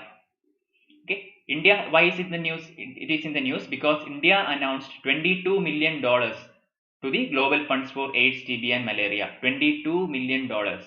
Okay, as the sixth replenishment cycle. Replenishment cycle means after, there are multiple replenishment cycles where more and more funds are added in each cycle, and India has pledged $22 million in the sixth of the replenishment cycles. Okay, each replenishment cycle is 2 years. Okay, so India's contribution will happen in 2022. Okay, international financial institutions based on a unique partnership between governments, civil society, private sector, and affirmed communities. So this is a multi-sectoral partnership between both government and private societies, created to raise, manage, and disburse large amount of additional financing to fight three of the world's most devastating diseases: AIDS, TB, and malaria. Okay, this fund is aimed for finding cure, also to do research onto AIDS, TB, and malaria alone. Registered as a non-profit foundation in Switzerland. This is not a intergovernmental panel. This is actually a non-NP foundation, NPF foundation of New Zealand. Secretariat at Geneva. These things are important for prelims. Secretariat at Geneva, registered as a non-profit in Switzerland. World Bank is the trustee for this fund. So whenever there is a global fund, there should be somebody who have to manage it, and usually it is the World Bank. Here also it is the World Bank. Okay, voluntary financial contributions are also entertained from all the sectors. Okay, government contribution is there. As we have seen, India is giving $22 million. Similarly, voluntary financial contributions from nations, from private sector, individuals are all entertained in order to create this global fund for AIDS, TB, and malaria. Okay, then we have tuberculosis. Tuberculosis is an important disease, has been in the news. That is why I have put it as a separate heading. Why is it in the news? Because World Bank and Government of India signed a loan agreement of $400 million for the program towards elimination of tuberculosis. Program PTET. Okay, PTET is a global program by World Bank and Government of India in order to tackle tuberculosis, TB. Alright, so another important question: who releases the Global Tuberculosis Report? This report is released by World Health Organization. Don't forget that, okay? Global Tuberculosis Report is released by World Health Organization. Cover 9 states and will support government's national strategic plan to end TB in India by 2025. Another important point. Government's aim, India government's target is removing or making India free from tuberculosis by the year 2025. Remember this year, okay? The UPSC can actually play with this year, so do remember this year. Financial incentives to private sector care providers, direct benefit transfers to patients are all given. So this is not a one size fits all policy. So whoever does or performs better, they will be provided with adequate financial support by the government. So private sector agencies which work into R&D in tuberculosis and which make sure that they create awareness among people about tuberculosis, they will be provided a grant. Similarly, direct benefit transfers will be provided to patients who are acquiring critical nutrition and during their treatment. Okay. Monitoring and implementation of NICSHI. So what is NICSHI? Another prelims question. What is Nikshay? It is the government's web-based TB case monitoring system. Okay, Nikshay is government's web-based TB monitoring system. We have studied some of these kind of organizations in this session. Replace, if you remember, aware. Okay, all these are very important. Don't forget.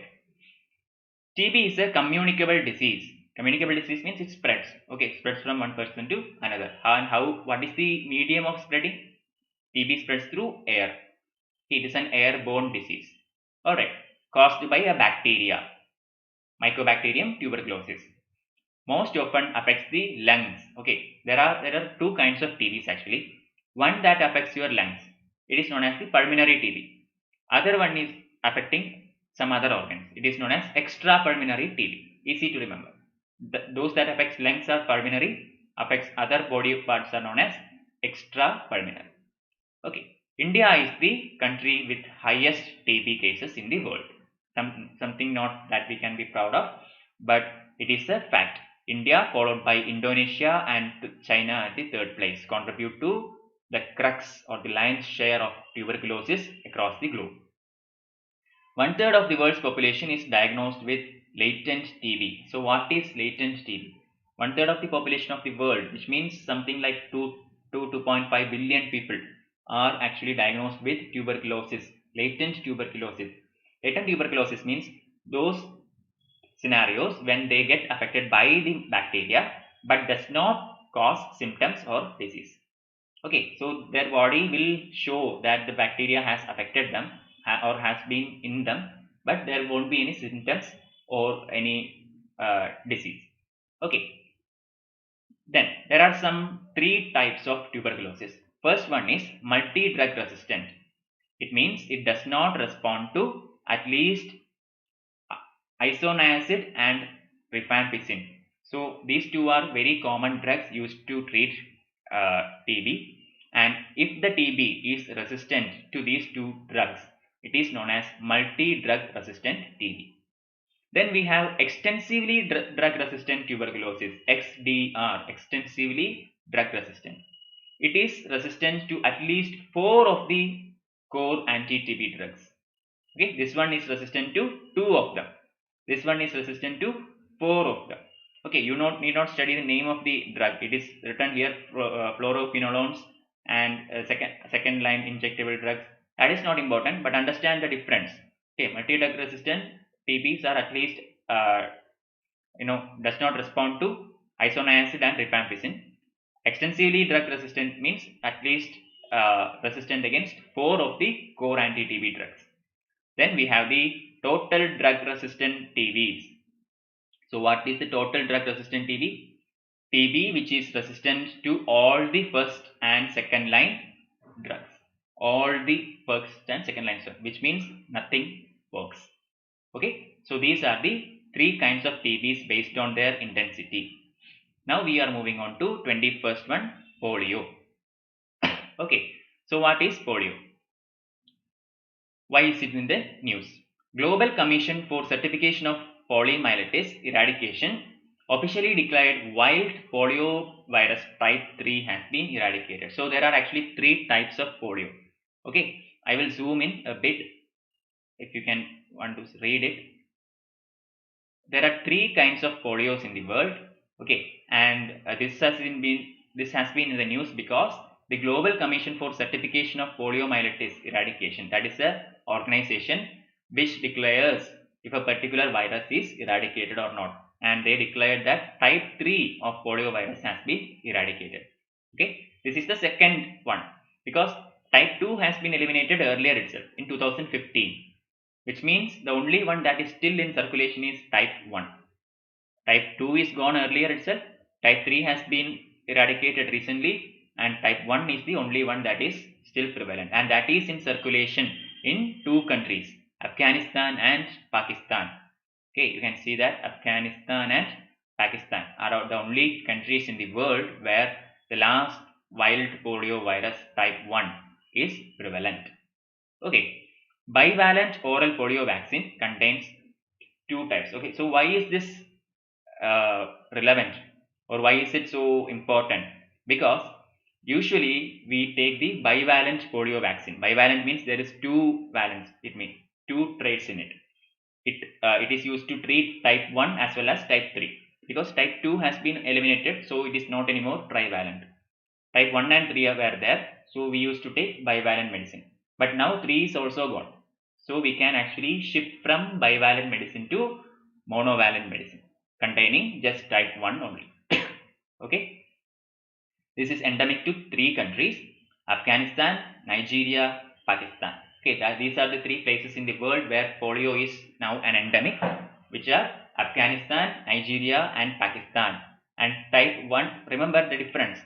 The disease is actually endemic to these 3 areas. The wild strain of type 1 polio virus is in circulation in Afghanistan and Pakistan. Okay. Oral polio vaccine and inactivated polio vaccine. There are 2 kinds of polio vaccines. One is the oral one, another is the inactivated one. Oral means taking through the mouth, the polio drips that you have heard about. Other one is injecting directly into the body, that is the IPV and OPV.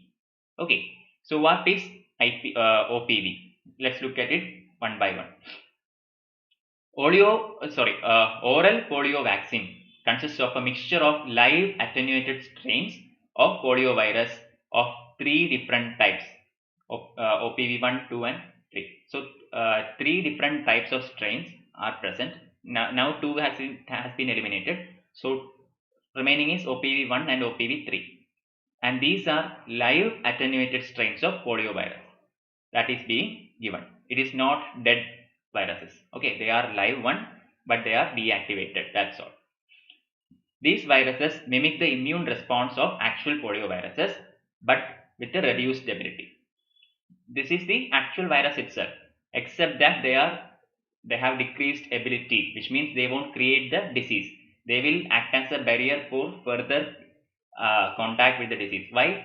Because if the antibody for a particular disease is present in the person's body, then the new disease germs won't cause trouble to us, right? That is the idea. Same happens here. The antibody is actually created by deactivating a particular strain of virus and putting it into the body, so that further contraction does not happen.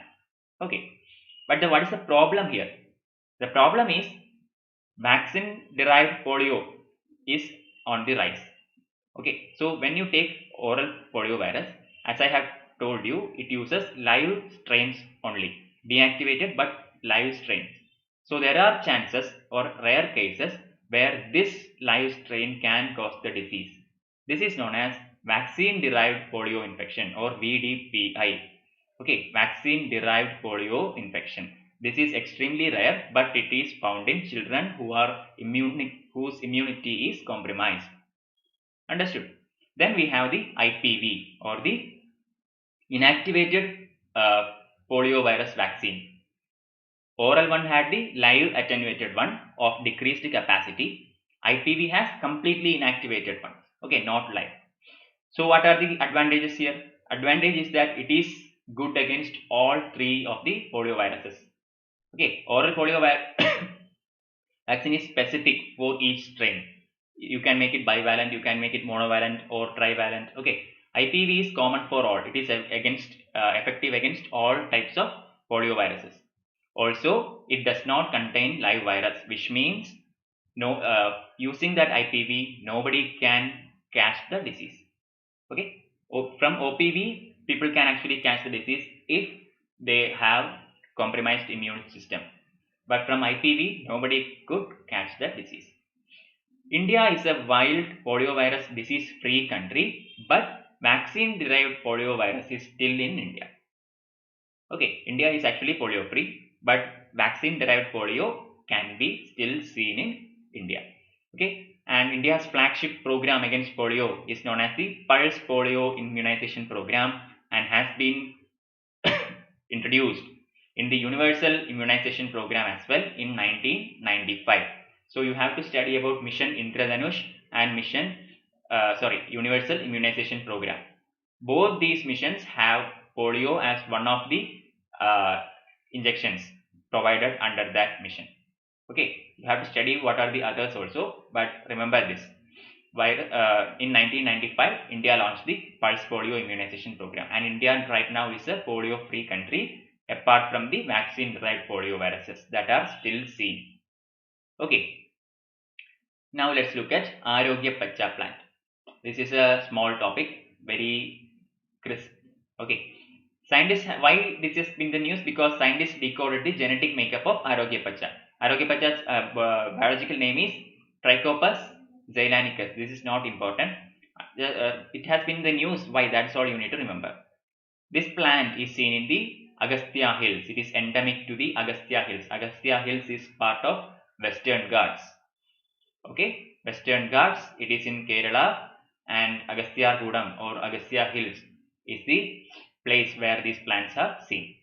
Also known as miracle plant. Why? Because it has been used by the tribals for combating certain diseases, especially fatigue.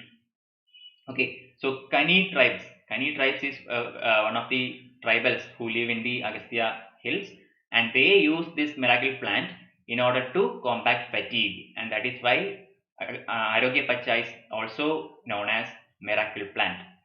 Okay, and the government has actually made a drug called Jeevani from this particular plant. Jeevani is a drug made from Arogya Pacha plant, and this has been patented by the Jawaharlal Nehru Tropical Botanical Garden and Research Institute, TBGRI.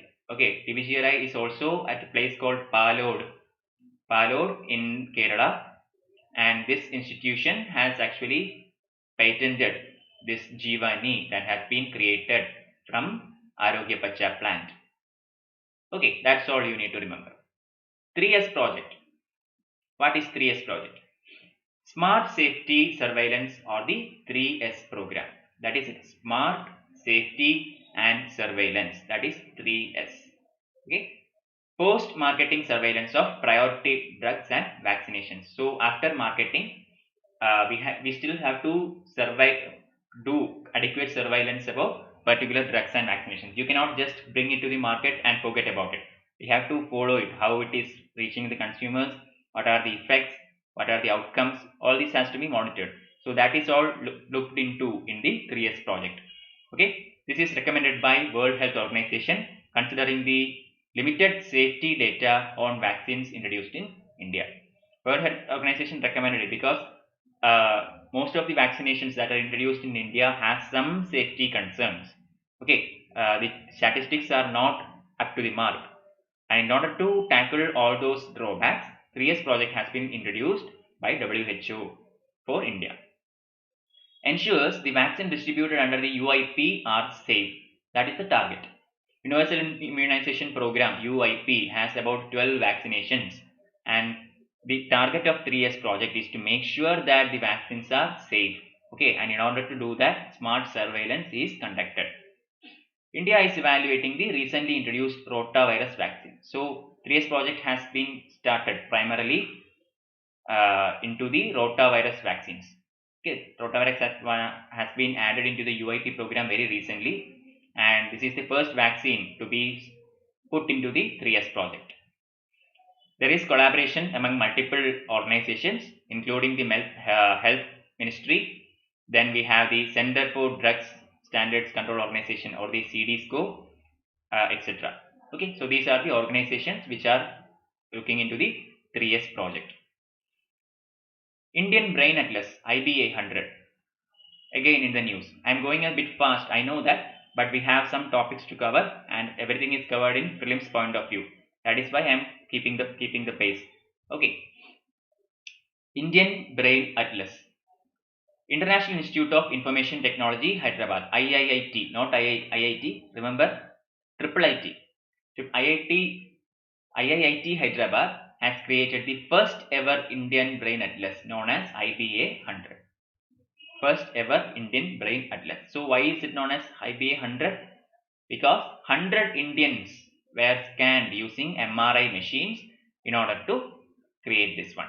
Okay, this is a population specific atlas, which means it is specific for India, and in order to study that, 100 Indians were done, MRI scans were done on 100 Indians.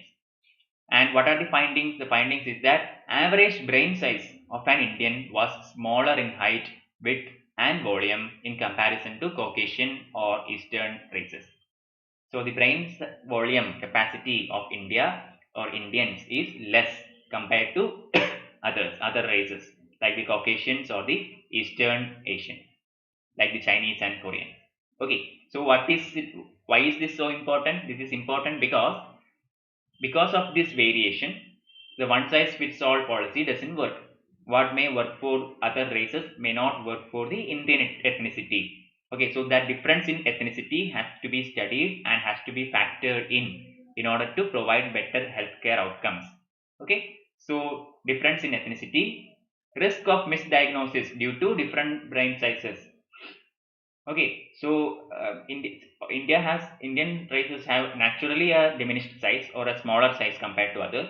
So, in order to diagnose a disease or in order to avoid misdiagnosis, this has the diagnosis has to happen with respect to that particular population as the standard. Cannot compare different ethnicities and expect to find a disease. Okay, so this is a possible way of diagnosing Alzheimer's and other brain related ailments. This is considered as a key that opens a lot of possibility into diagnosing Alzheimer's at early stages. The MNI and International Consortium for Brain Mapping have created the first ever digital human atlas back in 1993. So this is India's first atlas, but in the global level, this has been done in 1993 by MNI and ICDM. They together have conducted this exercise back in 1990s. National Deworming Day. This has been recently celebrated. Okay, the 10th round of National Deworming Day was conducted by Ministry of Health and Family Welfare.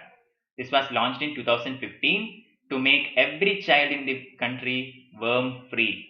So there have been instances of different worms in children, especially in young children. And the National Deworming Day targets to make sure that country is dewormed completely. Okay, so children in the ages between 1 and 19 years are administered albendazole 400 mg, and albendazole is a very common drug used for deworming, and this has been given to children in government aided schools, Anganwadis, private schools and all other educational institutions to make sure that India is a dewormed country. Okay, so National Deworming Day is celebrated on February 10th of every year. So every year February 10th children gets albendazole. Okay, biannual round of deworming is recommended where prevalence of STH infection is more than 20%. So the government has recently came up with a notification that where the infection is prevalent, in whichever state the infection is prevalent, that biannual, the deworming should be conducted at least twice a year, not once. Other places once a year during the National Deworming Day. In states which have prevalence of greater than 20%, this has to be conducted as a biannual exercise at least twice per year. As per WHO, 241 million children between the ages of 1 and 14 are risk of parasitic intestinal worms in India, also known as soil transmitted helminths. Why is it called so? Because these worms get into the intestinal area of children through the or from the soil, because children play with the soil, they eat the soil, right? So these worms get in through the soil sources, and that is why it is known as soil transmitted helminths or STH. Okay, National Mathematics Day, another important day. National Mathematics Day is celebrated every year December 22nd. Deworming Day February 10th. National Mathematics Day December 22nd. And this is celebrated in the birth anniversary of the famous Srinivasa Ramanujan. Srinivasa Ramanujan was India's one of the topmost mathematicians who was born in the 19th century. Okay, he died at a very early age of 33. Alright. And this National Mathematics Day is celebrated in honor of his birth anniversary. This has been celebrated since 2012, and now we are going to look at some of the contributions of Ramanujan. Okay, first one, In 1911, Ramanujan published his first paper in the Journal of Indian Mathematical Society. 1911. Okay, which means he was in the early 20s or something, very early stages of his life. Then in 1914, he traveled to England, where he met the famous mathematician Hardy. So from this time onwards, most of his papers are together written by Hardy and Ramanujan. Okay, they led to the development of mathematics that has been conceived in previous times. Worked out Riemann series, elliptical integrals, hypergeometric series, functional equations of zeta function, and his own theory on divergent series. Just remember some of these names, not important, but we do not have to understand what all these things are. Just remember that these things have been postulated by Srinivasa Ramanujan. And everybody knows this point. 1729 is the Ramanujan number. Okay, it is known as the Hardy Ramanujan number. 1729. Tamil Nadu celebrates the day as State IT Day. Why? Because Srinivasa Ramanujan was a native of Tamil Nadu. Okay, so in order to honor him, the state celebrated as the State IT Day. And if you have seen this film, this is the biopic of Srinivasa Ramanujan, The Man Who Knew Infinity. Dev Patel is playing the role of Srinivasa Ramanujan. You may have seen that film.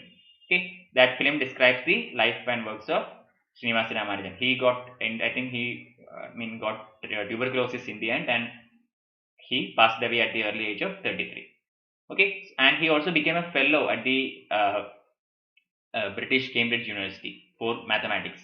Okay, that is one of the greatest achievements for a mathematician during those times, and Srinivasa Ramanujan actually achieved it along with under the guidance of Hardy. Ramanujan Machine. Okay, Ramanujan Machine is actually not a machine, alright? It is a concept only. It's a concept, not a machine, but it is named as Ramanujan Machine. Technion Israel Institute of Technology developed a concept named Ramanujan Machine. This is why it is in the news. Okay, it is a concept only, not a machine. An algorithm that performs very unconventional functions. So this is the way Ramanujan used to work in his days. Ramanujan used to postulate various theories, postulates various equations, but he never proved them. Okay, he proved some of them, but mostly he left it to the other mathematicians to prove his theories, his solutions or formulas. Okay, he only made those formulas which actually worked, but never bothered to prove most of them. Most of the concept, more of a concept rather than an actual machine. I already told you this. Okay, the purpose of the machine is to come up with conjectures that humans can analyze and hopefully prove to be mathematically true. Conjectures, which means they are not absolute truths, only conjectures which have to be proven. Okay, so the machine is expected to bring up such conjectures. Ramanujan always did that. He postulated certain conjectures and left it to others for proving. Similarly, this machine, Ramanujan machine, is expected to bring up certain conjectures so that human beings, genius mathematicians, can solve those equations. Okay, the algorithms reflect the way Ramanujan used to work in his early life. I told you the story. Ramanujan never proved it. He made those conjectures for others to prove. Okay, so for example, throughout his life, Ramanujan came up with novel equations and identities, including equations leading to value of pi, and it was usually left to formally trained mathematicians to prove this.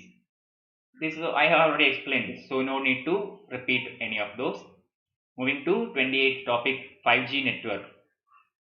Department of Telecommunications has decided to allow mobile operators to start 5G trials in June 2020. This is why it is in the news. So what is 5G? It is a wireless communication technology using radio waves to transmit and receive data. Okay. Next generation mobile networks include technology after 4G LTE networks. We know the geophones, right? Geophones use the 4G LTE network. So we have 2G, 3G, 4G, 4G LTE, and now 5G. So 5G technologies are expected to, rule India by the time of 2024. Alright, provide the capacity and bandwidth to accommodate technologies such as Internet of Things. So better network, better speed, low latency, all these will empower or will provide a better platform for other technological innovations like IoT, artificial intelligence, and so on. Alright, this incorporates AI, virtual reality, augmented reality. Okay, so all these things are some of the ambitious projects that are to be incorporated along with the 5G network. Faster data speed, ultra low latency. Latency means the difference in time of arriving and transmitting and receiving. Okay, so if there is a higher latency, then there will be some buffering and all. When you watch YouTube videos, when you watch live cricket telecast, the match will end there, and the match will end on TV only after 30 seconds or so. So there is that time gap. That is because of the latency, the delay. This will not happen in 5G networks. Okay, 2G. So let's look at a brief about the different types of networks or the predecessors of 5G. 2G and 3G mobile networks relied on microwave wireless backhaul. Okay, and to connect cell sites with the nearest switching center. So they use the microwave technology. 5G uses the radio waves, not microwaves. Okay, 4G LTE introduced the IP based connectivity, replacing copper or microwave based cells with optical fiber. Optical fiber, uses the uh, physics concept of total internal reflection, which means zero loss of data. This light is used as a transmitter instead of current or electricity, and total internal reflection, the principle by which the light is completely reflected back without any losses. This principle is used in optical fibers. It has been introduced in the 4G LTE network, and 5G too will be deployed in the same setup using optical fiber only. Okay, so it will be extra fast with very low latency. That is all about 5G. Now about blockchain. What is blockchain technology? It is in the news because National Informatics Center has set up the Center of Excellence in blockchain technology in Bangalore. Remember the place? Remember who set it up? NIC. That is easy to remember because these kinds of things are always done by NIC, and it has been set up in Bangalore, Silicon Valley of India. Okay. Aim is to provide blockchain service to all the stakeholders and to experience the service. So what is blockchain technology, or what are the needs or the uses of blockchain technology? Okay, so blockchain technology is in the news, or the importance of blockchain technology is that it is highly secure. Safety is the main concern regarding blockchain technology, or it is the main advantage of blockchain technology. Now I will tell you how this works. Okay, but before that, let me tell you what a blockchain is. A blockchain is a specific type of data structure which can be used to transact across nodes or participants. It is a distributed ledger. Okay, open distributed ledger. Ledger, you have seen in the banks, those big old dusty books in banks where transactions are recorded. This is a ledger. Blockchain is a digital ledger, a distributed digital ledger. Okay, so there will be many computers in a network. These computers are known as nodes. Okay, so these nodes, all of these nodes will have a copy of the entire blockchain. All of them will have a copy. And what happens whenever something new has to be added into this blockchain? They use the principle of consensus. Consensus. So what is consensus? Consensus means every node in that network has to give a go ahead in order for a particular transaction to be added into the blockchain. Okay, otherwise it cannot be added, which means the chances of fraud are very less. That is how safety is ensured here. Also, if anybody want to change an entry that has been already made into the blockchain, then also consensus is required. Lot of other people has to say yes to that change, otherwise it cannot happen. So fraudulent transactions can be completely eliminated. Okay, that is how blockchain works. So remember these names. Okay, consensus. I have explained the entire thing using that above diagram, but remember, nodes means the computers within the network. Consensus means everybody has to agree. Agree means not some random agreement. Agree based on certain mathematical principles. Okay. Blockchain technology generally has characteristics of decentralization, as we have seen here. The data is not kept at a centralized place. It is distributed among the nodes. Everybody will have a copy of them. Okay. So even if one or two tries to make a fraud, the others can easily find it because it won't match the original document. Persistency, anonymity, auditability. Okay, so these are the advantages of blockchain technology. It has various applications like in the field of banking, capital markets, cybersecurity, healthcare. You have to remember this because in the 2018 UPSC interview, this has been asked. What are the uh, uses or the how can blockchain technology be used in the healthcare sector? This was asked in UPSC interview. So you have to understand how this technology can be used in uh, of various sectors. Okay, so the technology is very simple. It is used for security purposes and it is a distributed ledger, so no centralization. Okay, so yeah, just think about it and you will be able to and find out how this can be used in each particular sector. Okay, quantum computing. Computing has been in the news because Nirmala Sitharaman in the previous budget, 2019 budget, proposed 8,000 crore over 5 years for national mission on quantum technologies and applications. Okay, so that is why it has been in the news.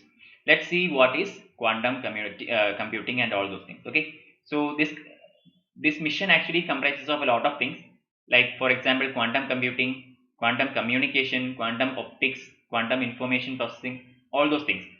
Don't not that much important, but why is this so relevant? Why is it so appealing? Okay, power to dabble with complex calculations involved in fields like cybersecurity, with which digital computers now deal with. So right now we have digital computers and we are proposing quantum computers. So what is the difference between a digital computer and a quantum computer?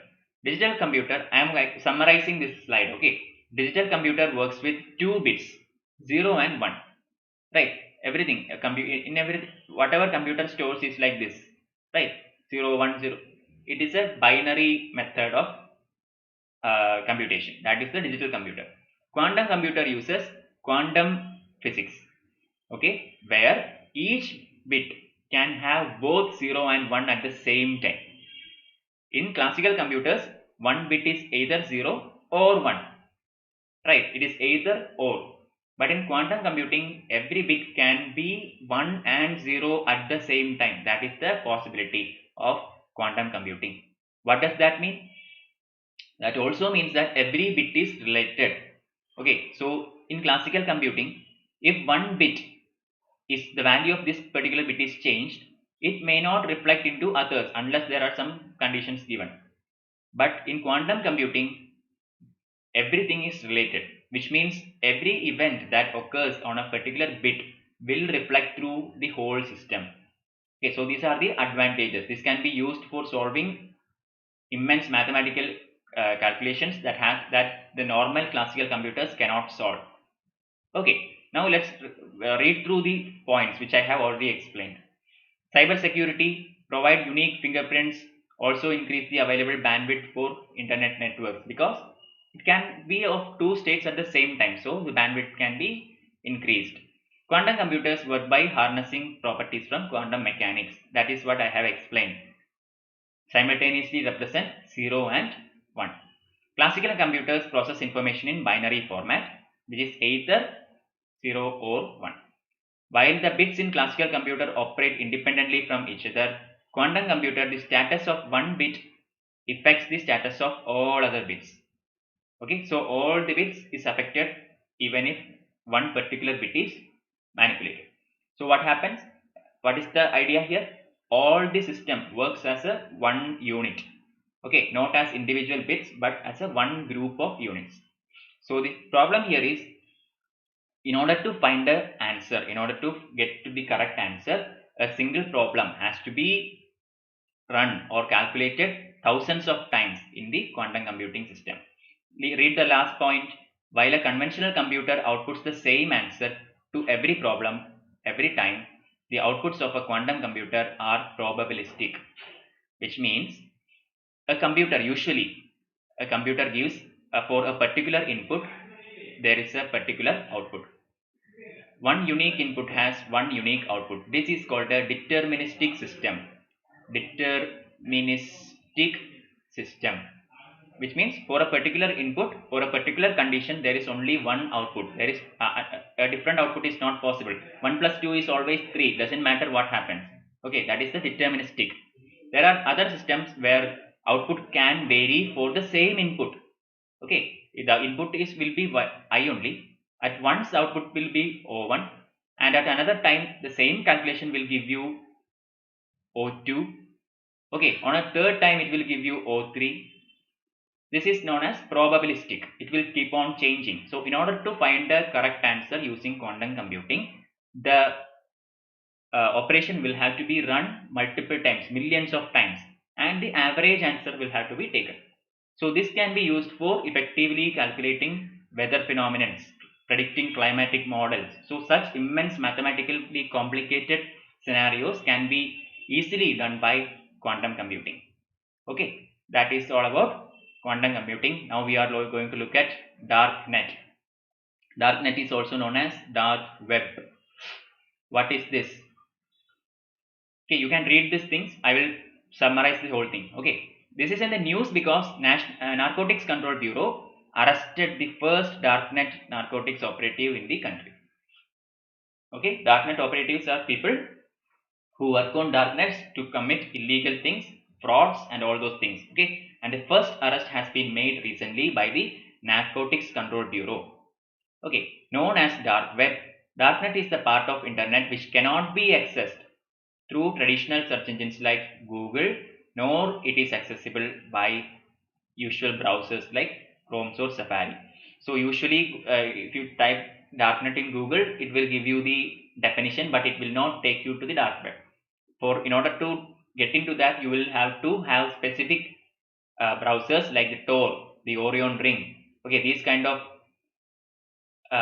browsers are specifically encrypted to get into the dark web or the dark net.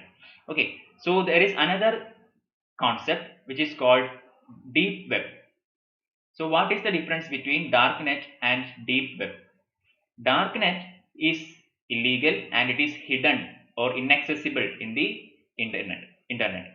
Deep web, on the other hand, also is hidden, but it is not inaccessible or it is not illegal.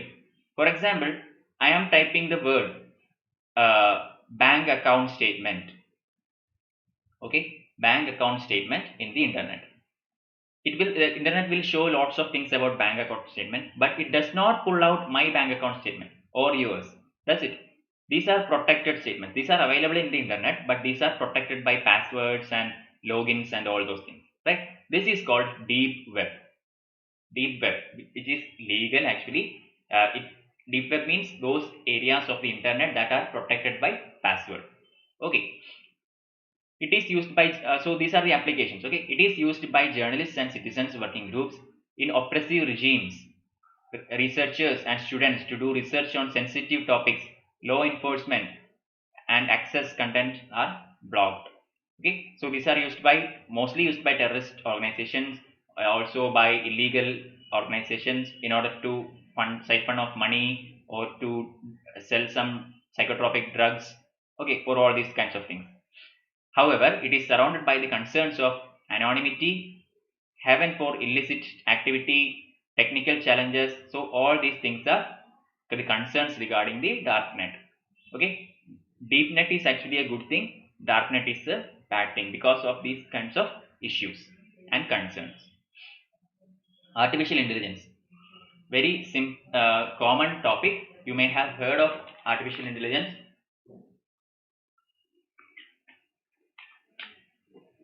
A lot. Government of India and IBM Technologies, okay, IBM India, they together have inked a pact for undertaking the AI studies on weather technology for agriculture. Okay, artificial intelligence is going to be used in order to predict weather and climatic models for agriculture. Okay, for that India and IBM has together inked a pact. Ability of machines to perform cognitive tasks without constant supervision. This is called artificial intelligence, which means cognitive task means like thinking, learning. Okay, problem solving. These are cognitive tasks. It uses the cognitive part of our brain. Earlier, only humans can do it. Now, machines are also being capable of doing these activities without constant supervision by a human being. Such technologies are known as artificial intelligence. Okay, this enhances productivity. Why? Because of automation. Automation is achieved only to a particular extent in this country, because even now decision making is done by humans, and only the menial job is left to the machines. But by using artificial intelligence, even the decision making or the cognitive tasks can be delegated to the machines. Okay, so machine learning is a part of that. Machine learning means the machine will learn from its surroundings. It will adapt and it will keep on learning and study by its own, just like a human being. That is the idea behind machine learning. So these are the applications in healthcare, agricultural field, education, smart cities and infrastructure, smart mobility and transportation. So artificial intelligence can be used in almost all the fields in order to get better productivity or enhance the productivity. Okay, let's move on to edge computing. What is edge computing? Researchers show that by 2025, companies will generate and process more than 75% of their data outside traditional centralized data centers, that is, edge of the cloud. So, what is cloud computing? Okay, this concept has been there for a while now. Cloud computing means there's a cloud. Cloud means what? A centralized server where everything is uploaded. Google Drive, for example. Google Drive is the best example of cloud. You store the data into the Google Drive and it is accessible anywhere at any time, right? That is a cloud. So edge technology means it is not actually stored in the cloud. It is going to be stored locally only, but will be accessible to everywhere else. Okay, that is the edge of the cloud. So stored locally but accessible anywhere. That is the edge computing. Enables data to be analyzed, processed and transferred at the edge of the network, that is locally, closer to where it is stored in real time without latency. So it is accessible as smoothly as it is accessible from a cloud, but the storage is done locally. Cloud computing means storing and accessing data and programs over the internet instead of computers' hard drive. This is cloud. For example, Google Drive. We do not need hard disk space to store something in Google Drive. We can use Google Drive as the hard disk, right? So IoT systems perform all of their computations in cloud using data centers. What is IoT? Internet of Things. These are all connected together using the cloud technology, right? But advantage of using edge technology is that we can rely, or we do not have to be worried about central failure. So if this is the cloud and this is IoT, okay, this is happening. Okay, this is device 1, device 2, device 3, 4 and 5, and this is the centralized cloud. So if the cloud has some issues, or if it is somehow disrupted, then everything is cut, everything goes offline, right? But if the data is stored locally, for example, if this is d1, d2, d3, d4 and d5, and everyone has its own data, then even if one of them goes offline, others can still connect. Understood? So a centralized disruption of data is not possible in edge computing, and that is the advantage of edge computing.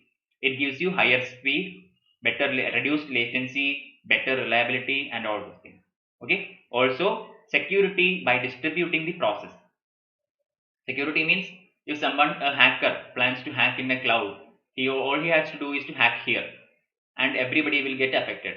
But here that is not possible because the data is distributed and stored at different places. So he will have to hack the entire network. That is difficult, much more difficult. Okay, I'm not talking about 5 computers. I'm talking about billions of computers. Okay, these less expensive routes to scalability and versatility, allowing companies to expand their computing capacity through IoTs. Less expensive. Why? Because we do not have to add on servers. We can use local servers wherever the data is generated. Okay, instead of having to buy massive servers and adding on hard disk, we can actually use the servers or the local disks where the data is actually produced and connected to the network. Okay, so that is all about edge computing. Personal data protection bill. Okay, India does not have any dedicated legal network for data protection. We currently implement data protection based on certain other acts that are already there. Okay, we do not have one dedicated to that right now. For example, we use this section 43A of IT Act for data protection purposes. Okay, and these rules are also the rules are restricted for sensitive personal data only, not every data. Some data are protected to certain degrees, some others are less protected, and some are not concerned. So that is there. We do not have a legal framework for data protection as of now. So some other acts as well, like the Consumer Protection Act, Copyrights Act, these all protects information, but only a variety of information and not a this is not a comprehensive framework. Understood? So the Justice B.N. Srikrishna Committee gave a recommendation on the Personal Data Protection Bill. Very important. Remember the committee name, B.N. Srikrishna Committee. Okay. So what is personal data? Data that can be identified with an individual. Okay. This bill talks about personal data like sensitive personal data, critical personal data, and general personal data. So this bill categorizes personal data to three. One is sensitive, two critical, three general. Sensitive means medical records and those things.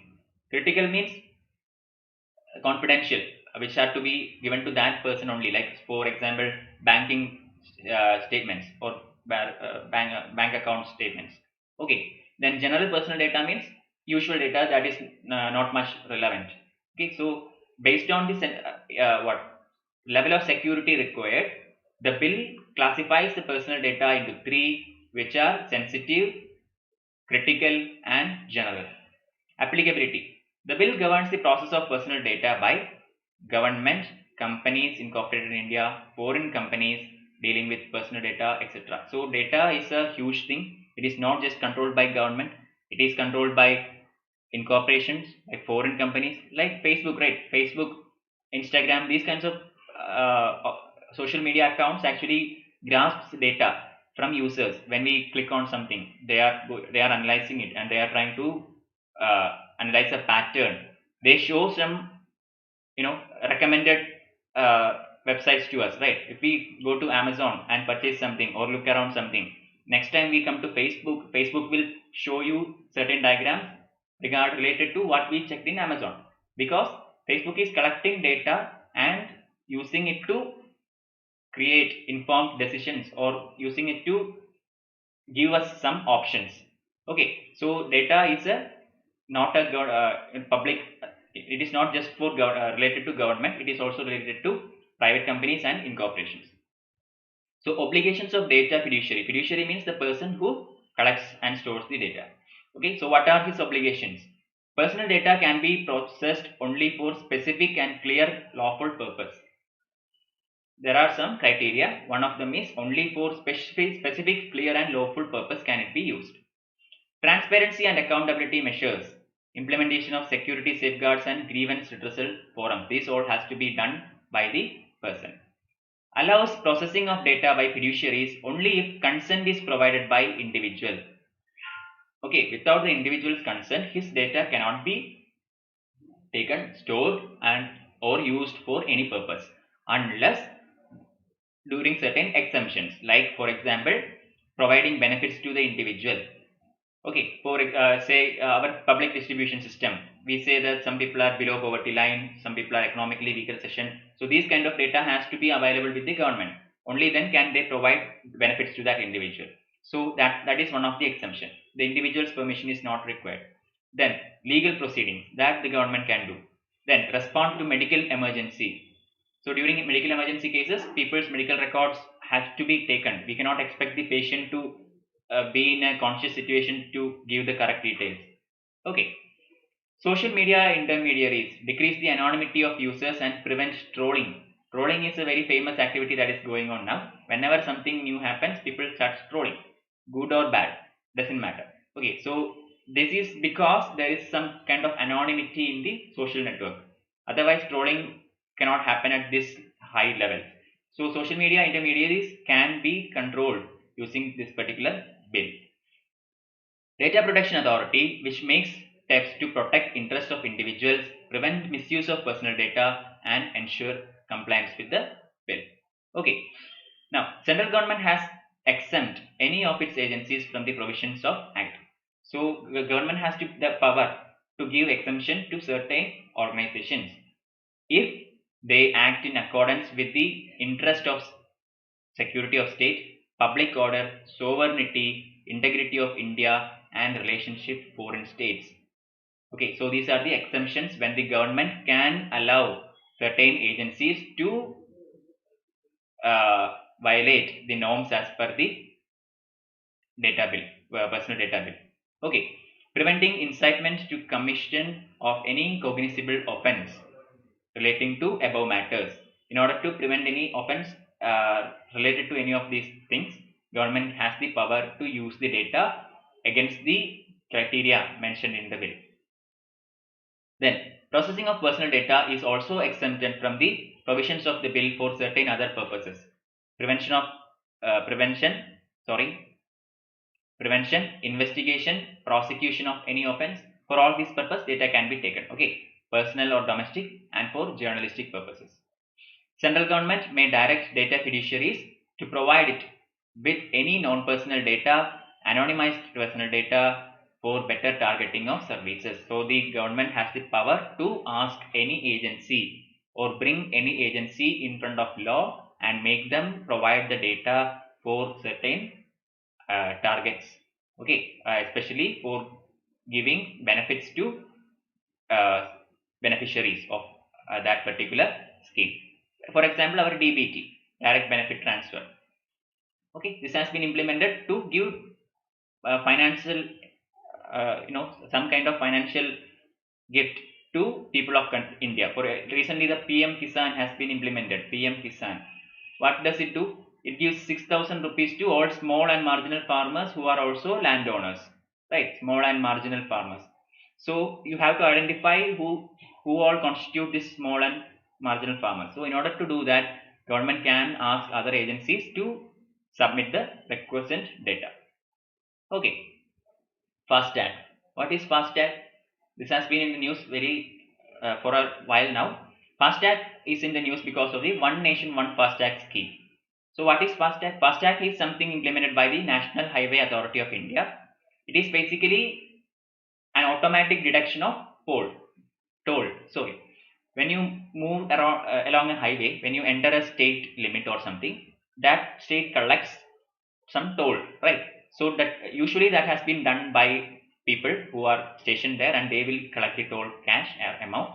But FASTag is kind of a sticker that you can place in front of your vehicle in the windshield, so that automatically when the vehicle passes through that area, the camera will scan the QR code that is in the RFID code that is in the FASTag and automatically deduct amount from the said account. That is the idea. Okay, for the smooth transit across the toll stations.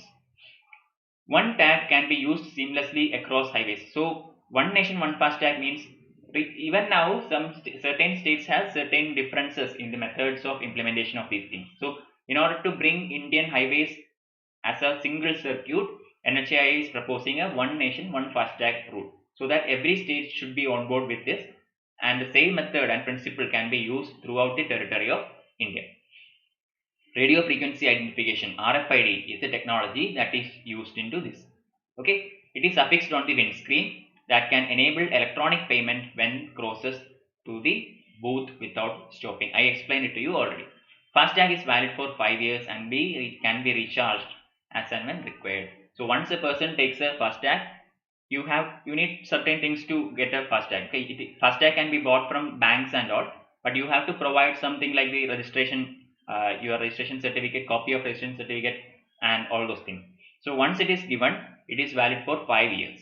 After that, you have to renew it, and you can charge it as well. I think the balance is something like initial balance is something like 1000, and you can keep on recharging it as and when it goes below a particular limit. Okay, so that is all about fast tags. Now about Wi-Fi 6. This is another next gen technology, just like the 5G. Wi-Fi 6 has been in the news because it is also known as AX Wi-Fi, or this number you need not remember. Builds and improves on the current version of Wi-Fi standard. This is the next gen version of Wi-Fi. Okay, wireless network technology, wireless fidelity, that is the full form of Wi-Fi, wireless fidelity. Okay, Wi-Fi allows computers and other devices to be connected to each other into a LAN and to internet without wires and cables. You already know that, I don't have to explain it. Your mobile phones work with Wi-Fi. You open it, connect it to a Wi-Fi, you carry on searching the internet, right? That's it. Also known as WLAN, which stands for wireless LAN. Okay, and uses the 802.11 as the technical protocol, not important.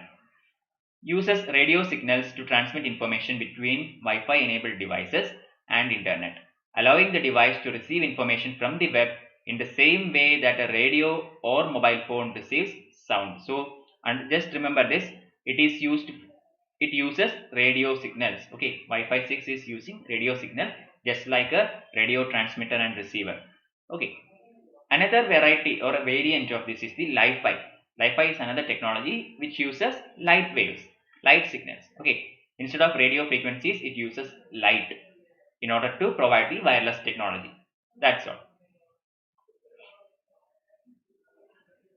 Muktoshri, arsenic resistant rice. Okay, I am not going to zoom this slide in. Okay, I will be giving the PDF in my Telegram channel here. You can look at that.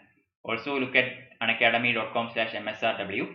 You will get everything in these two areas. Okay, so Muktoshri is actually a rice that has been developed in West Bengal. Okay, the Rice Research Institute at Chinsura, West Bengal, developed this particular rice in collaboration with National Botanical Research Institute (NBRI), which is situated at Lucknow, capital of Uttar Pradesh. Okay, NBRI is located in Lucknow, and along with them, RRI of West Bengal developed a rice variety that is resistant against arsenic. Why? Because West Bengal has a huge amount of area that has a higher concentration of arsenic. Okay, arsenic in the groundwater, and arsenic is nearly present in high levels in groundwater of a number of countries and is highly toxic in its inorganic form. So a mineral can be in its organic form or inorganic form. Organic form means it has carbon in it. Okay, arsenic along with carbon forms its organic form. Inorganic means there is no carbon. Some other elements may be there, may not be there, but no carbon anyway.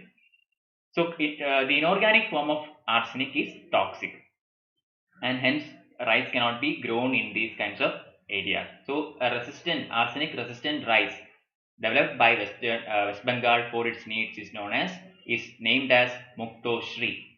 Okay, contaminated water used for drinking, food preparation, irrigation, etc. are the greatest public health threat for arsenic. Long-term exposure can cause cancer, skin lesions, and cardiovascular diseases, diabetes. So many habitual diseases as well as including cancer can be caused by long-term exposure to arsenic. Okay, even in children who are exposed to this in utero or early childhood stage can develop terminal diseases and cause even death. Okay, so this is what is an organic carbon if it has carbon. Sorry, organic arsenic if it has carbon, and if it does not have carbon, it is inorganic. Alright, and inorganic arsenic is known as a human carcinogen. Carcinogen means cancer causing agent. So organic carbon is safe, but inorganic arsenic is a carcinogen. Okay, LIGO project. What is LIGO? Laser Interferometer Gravitational Wave Observatory. That is LIGO. Laser Interferometer Gravitational Wave Observatory. Now, LIGO Virgo scientists have identified another event of gravitational ripples from the collision of two neutron stars. This is why it is in the news.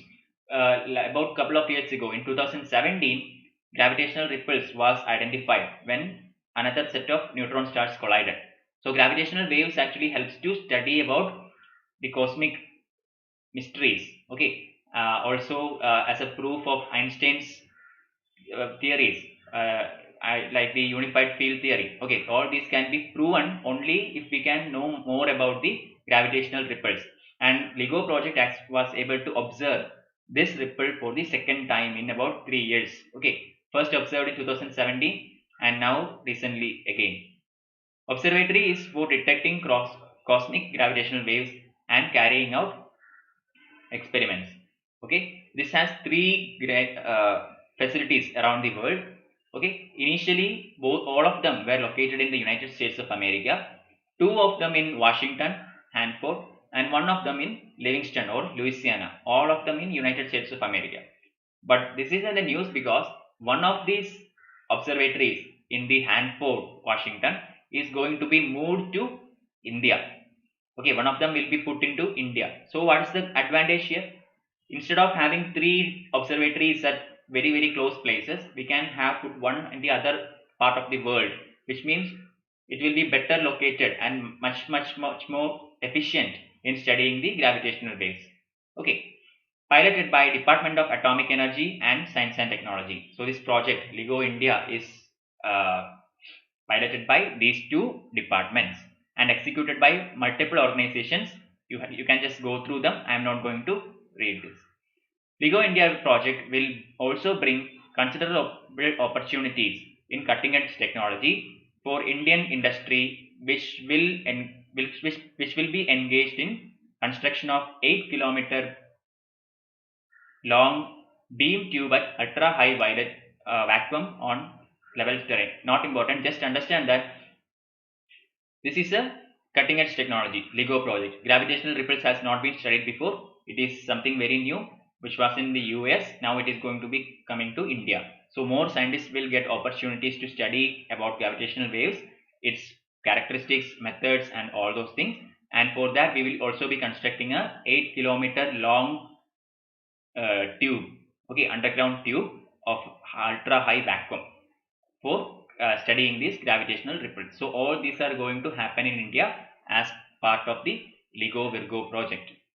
Okay, what is polycrack technology? First government owned waste to energy plant recently commissioned in Manchester Carriage Repair Workshop, Odisha. Remember the place and remember what is it. Okay, polycrack is related to waste to energy plant. Okay, and it is the first one is coming up at Manchester Carriage Repair Workshop at Odisha. The plant, a patented technology called poly. It is a patented technology, first of its kind in the Indian Railways, and is the fourth one in the country. Indian Railways was the first one to use it. Converts multiple feedstocks into hydrocarbon liquids, gases, carbon, and water. So liquid fuels, gases, carbon, and water, these are all useful things. Feedstocks or the waste is fed as the input, so it is converting waste to something useful, especially energy. Okay, world's first patented heterogeneous catalytic process, converting multiple feedstocks into hydrocarbon liquids, gases, etc. This is world's first patented heterogeneous catalytic process. Remember that, first in the world. Energy will be produced at the plant, will be in the form of light diesel oil, and this oil will be used for lighting furnaces. So the output will be light diesel, and this can be used for and this can be used for used in light furnaces. Okay. Capacity of 500 kg per batch can be fed with the following. So what all inputs can be given to this particular plant? One, all kinds of existing plastics can be used. Petroleum sludge can be used. Municipal sewage which has a moisture up to 50% can be given. E-waste, one of the primary causes or I mean countries are now talking about sending the e-waste to another planet, right? So this is an alternative, also much better alternative, because it gives us energy as output. Automobile fluff, organic wastes, jatropha. Jatropha is a plant from which we can directly use the jatropha oil along with diesel. Okay, it is considered as an alternate source of energy. It is a this plant can grow in drought regions. Okay, so this is a very highly energy rich plant, jatropha, and this can also be fed into this particular waste to energy plant using polycrack technology. Okay, that's all about that. Virtual humans, neons. Virtual humans, neons. So, first project of Samsung Star Labs. Okay, neons are being called the world's first artificial humans. World's first artificial humans developed by Samsung Star Labs is named as neon. Okay, it is a computationally created virtual human, and that is what it's the name derives from the neo-human, neo or new human. So together it is known as neon. Okay, virtual humans can show emotions when manually controlled by their creators. So it is not completely developed yet. Right now it has to be controlled by other human beings, and it is capable of showing emotions. Okay, and it is on the way to become intelligent enough to fully autonomously show emotions and do many other cognitive functions. Okay, there are two technologies that have went into these neons. One is the core R3 technology, okay, that drives the reality, real time and responsiveness of the neons. Other is the spectra, which acts as a complement to R3, and it is used for spectrum of intelligence, learning, emotions, and memory. So one is related to time, in the reality, responsiveness. The other is related to cognitive skills like thinking, learning, and other emotions and all these things. Okay, so these are the two technologies that have went into neon. Neons might be interfaced with technologies and services. For example, when you go to a restaurant, you can actually use right now artificial intelligence is used in restaurants, right? As the waitresses, we robots used to come and pick up our orders.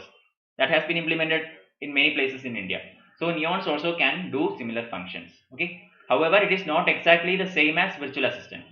Okay, for example, if you go to a bank and ask for banking details, it may not be giving you everything. It will be a single point thing. Okay, not like the Google Assistant or anything. Google Assistant, you can you can ask anything to the Google Assistant. You can ask anything to Siri. But this is different. This is designed for a specific thing, not everything. This neons can be designed specifically for bank, specifically for restaurant. Okay, not like a one size fits all platform. All right. Head on generation technology. Hogue. What is Hogue? What is Hogue? Okay, what is Hogue? Between April 2018 and November 2019, 436 trains have been converted to Hogue compliant. So that is why it is in the news. Okay, head-on generation. This is something to do with energy and trains. Okay, energy and trains. That is Hogue. System runs with the train's hotel load by drawing electricity from overhead electric lines through pantograph. So what it does is, hotel load means the load that is, I mean the power that has to be given to air conditioners, fans, lights. Okay, these kinds of systems are used in the trains, right? To light up the bogie, to give us cooling effect and all. So this has to be powered from somewhere.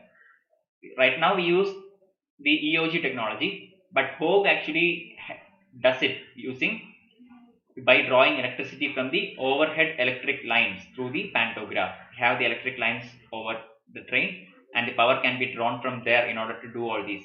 But right now we use what, two large diesel engines. If you have seen the trains these days, you will see that there is one generator kind of bogie towards the end, and another compartment with the generator at the front.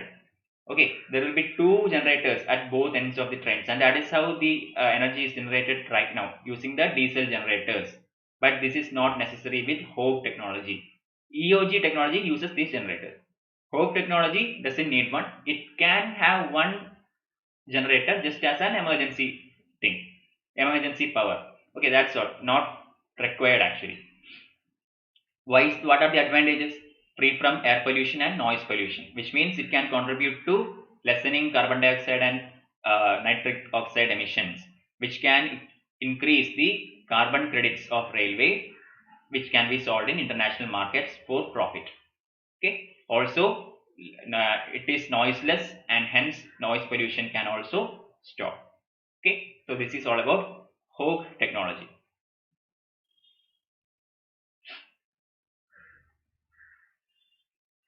Bombay blood group. Yeah, I will come to. I will take it tomorrow, right? I mean, I have some fixed topics for today. I will look into the Bombay blood group tomorrow. Tomorrow is the last part of science and technology, and I will cover it there. Today we have 50 topics. We are at 42. We have already been to 3 hours 7 minutes, and let's see. Okay, within the next half an hour, let's try to finish this. Neutrino project. The most important thing that can come from this project as far as prelims is concerned is, where is this located? It is located in Theni district of Tamil Nadu. Okay, India based neutrino observatory at Pottipuram in the place called Theni district, Tamil Nadu. World class underground laboratory with rock cover approximately 1200 meters for non-accelerator based high energy nuclear physics research in India. It is an underground facility. Alright, it is an underground facility because neutrinos can pass underground without obstruction. Okay, but some other cosmic waves can effectively be prevented by the Earth's surface. That is the advantage here. That is why it is an underground facility. Otherwise, what happens? Neutrinos and cosmic waves will pass into the setup and can defeat the study. In order to prevent that, the entire system is taken underground. Alright.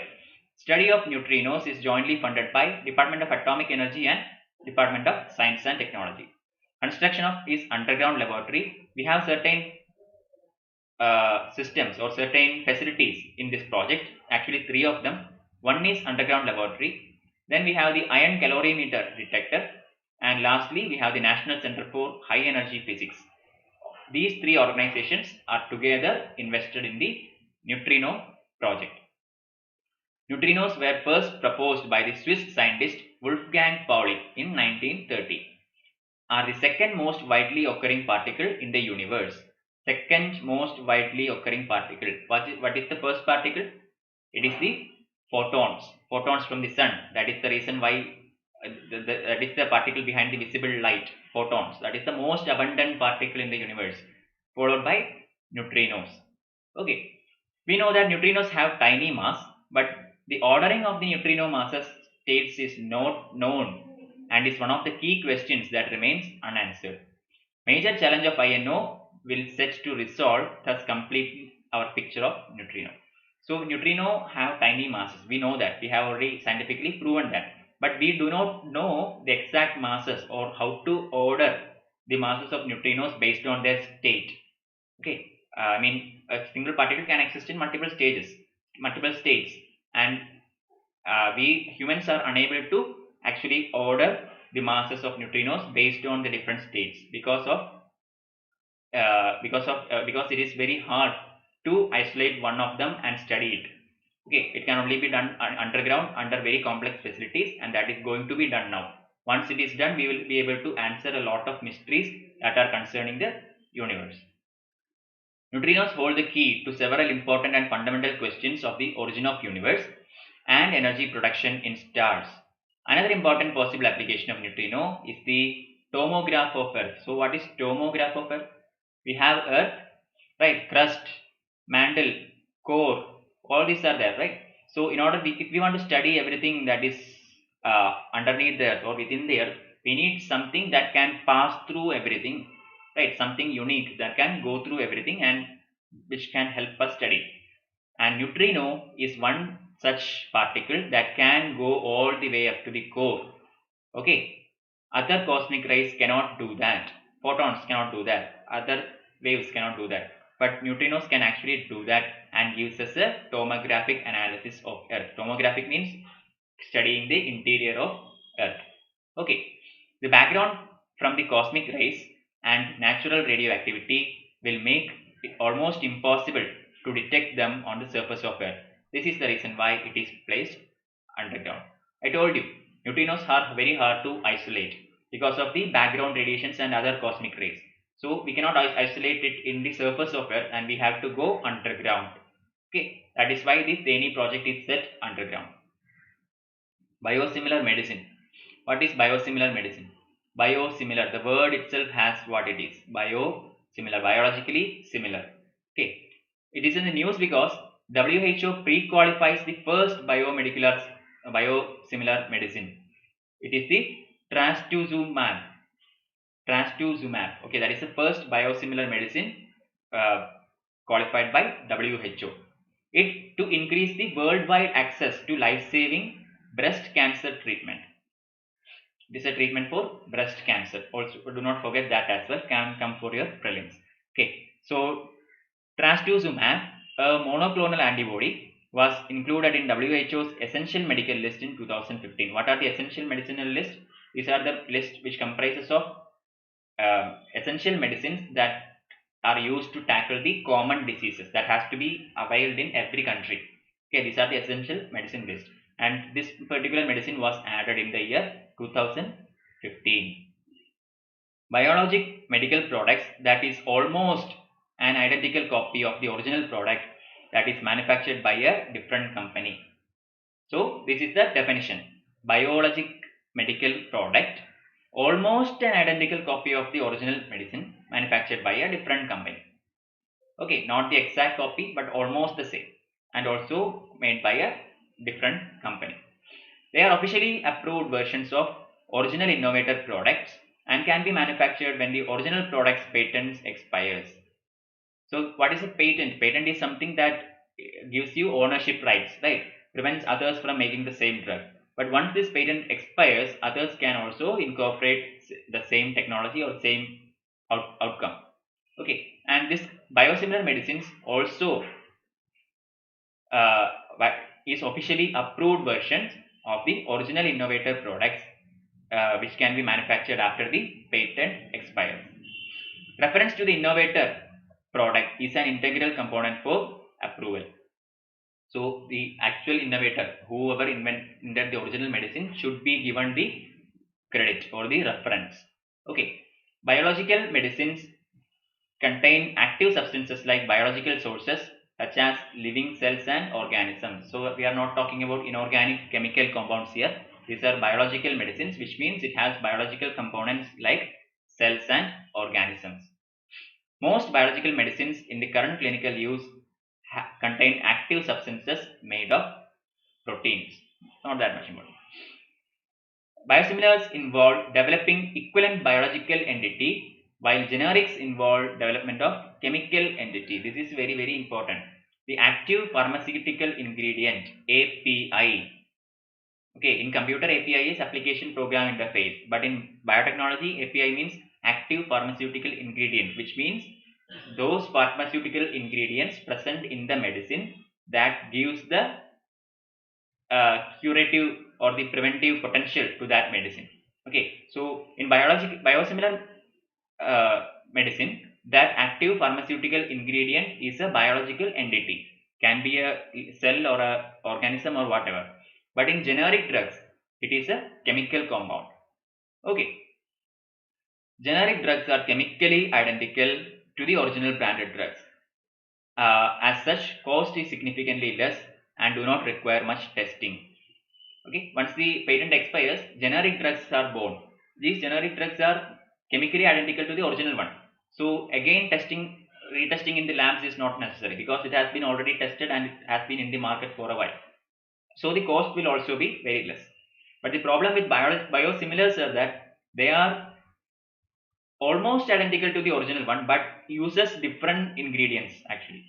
Okay, so which means they have to pass through all the tests again. See, made from living organisms and don't contain identical ingredients to the name brand's counterparts, which means they are using different ingredients. So it means it also requires testing. If it requires R&D, obviously the price will be high. Okay, so the cost will be more than generic drugs. This is all about biosimilar medicine. Project Soli. What is Project Soli? This is something recently launched by the Google Pixel 4. Okay, Google Pixel 4 has recently used the radar-based Soli chip to introduce motion sense, a feature provided similar to touchless gesture-based controls. In your mobile phones, you don't have to, in the smartphones, certain phones allow you to do hand gestures. Like you do not have to touch the phone actually. Phone can sit at an arm's length and you can do the gesture to expand or to contract or to zoom in. Okay, so these kinds of gestures can be studied at very intricate levels using the Project Soli. Soli is actually a chip, okay, radar based chip used by Google Pixel 4. Google announced the Project Soli in 2015. Since then, Google's Advanced Technology Projects division has been developing the technology and used in wearables like your health bits, phones, computers, cars, IoT devices. Okay, so it has been around for a while. Built chip to track your motion on microscopic scale. So even the intricate motions of your body can be tracked using this chip. Uses a miniature radar for real-time motion tracking of human hand. It's able to track sub-millimeter motion at high speeds with great accuracy. That is it. Such microscopic motions can be mapped at very high accuracy, even at very high speeds. That is the importance of Project Soli. Okay, it uses electromagnetic waves. Okay, information gathered from the reflected signal, things like time delay, frequency, etc., gives the information about interaction. So all these parameters, you don't have to study about all that. As far as prelims is concerned, just study that Project Soli is implemented by Google and it is about microscopic mapping of movements. That's it. That's more than enough for your prelims. Okay, so the Soli radar chip works at 600 gigahertz spectrum, and in India, the Project Soli cannot be implemented in India because the spectrum used by this project is 60 gigahertz, and this 60 gigahertz is not commercially given out in India. Okay, the spectrum is controlled by the government only. So India government has not allowed commercial use of 60 gigahertz spectrum, and hence Project Soli cannot be implemented in India. Okay, HTPEM technology. I will zoom in a bit so that you can read. India's first indigenously developed high temperature based fuel cell system. Okay, it is a fuel cell system, high temperature based. Okay, developed by public-private partnership model by the CSIR, Council of Scientific and Industrial Research, in partnership with Indian industries. So it is developed by CSIR in a PPP model, public-private partnership model. Okay, built under the flagship program New Millennium Indian Technology Leadership Initiative, NMITLI. This is a flagship program of India which is used for developing advanced the output as.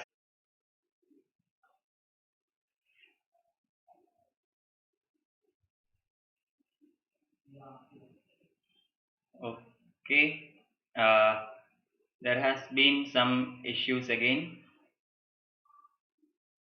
Okay, I am going to take the last four topics once again because there has been some network issues. All right. So about hydrothermal carbonization. Okay, the last four, it has due to some network issues, it did not get uploaded. So I am going to repeat what is in hydrothermal carbonization.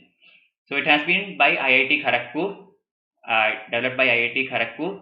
Hydrothermal carbonization technology can generate electricity or energy from solid waste with high moisture content.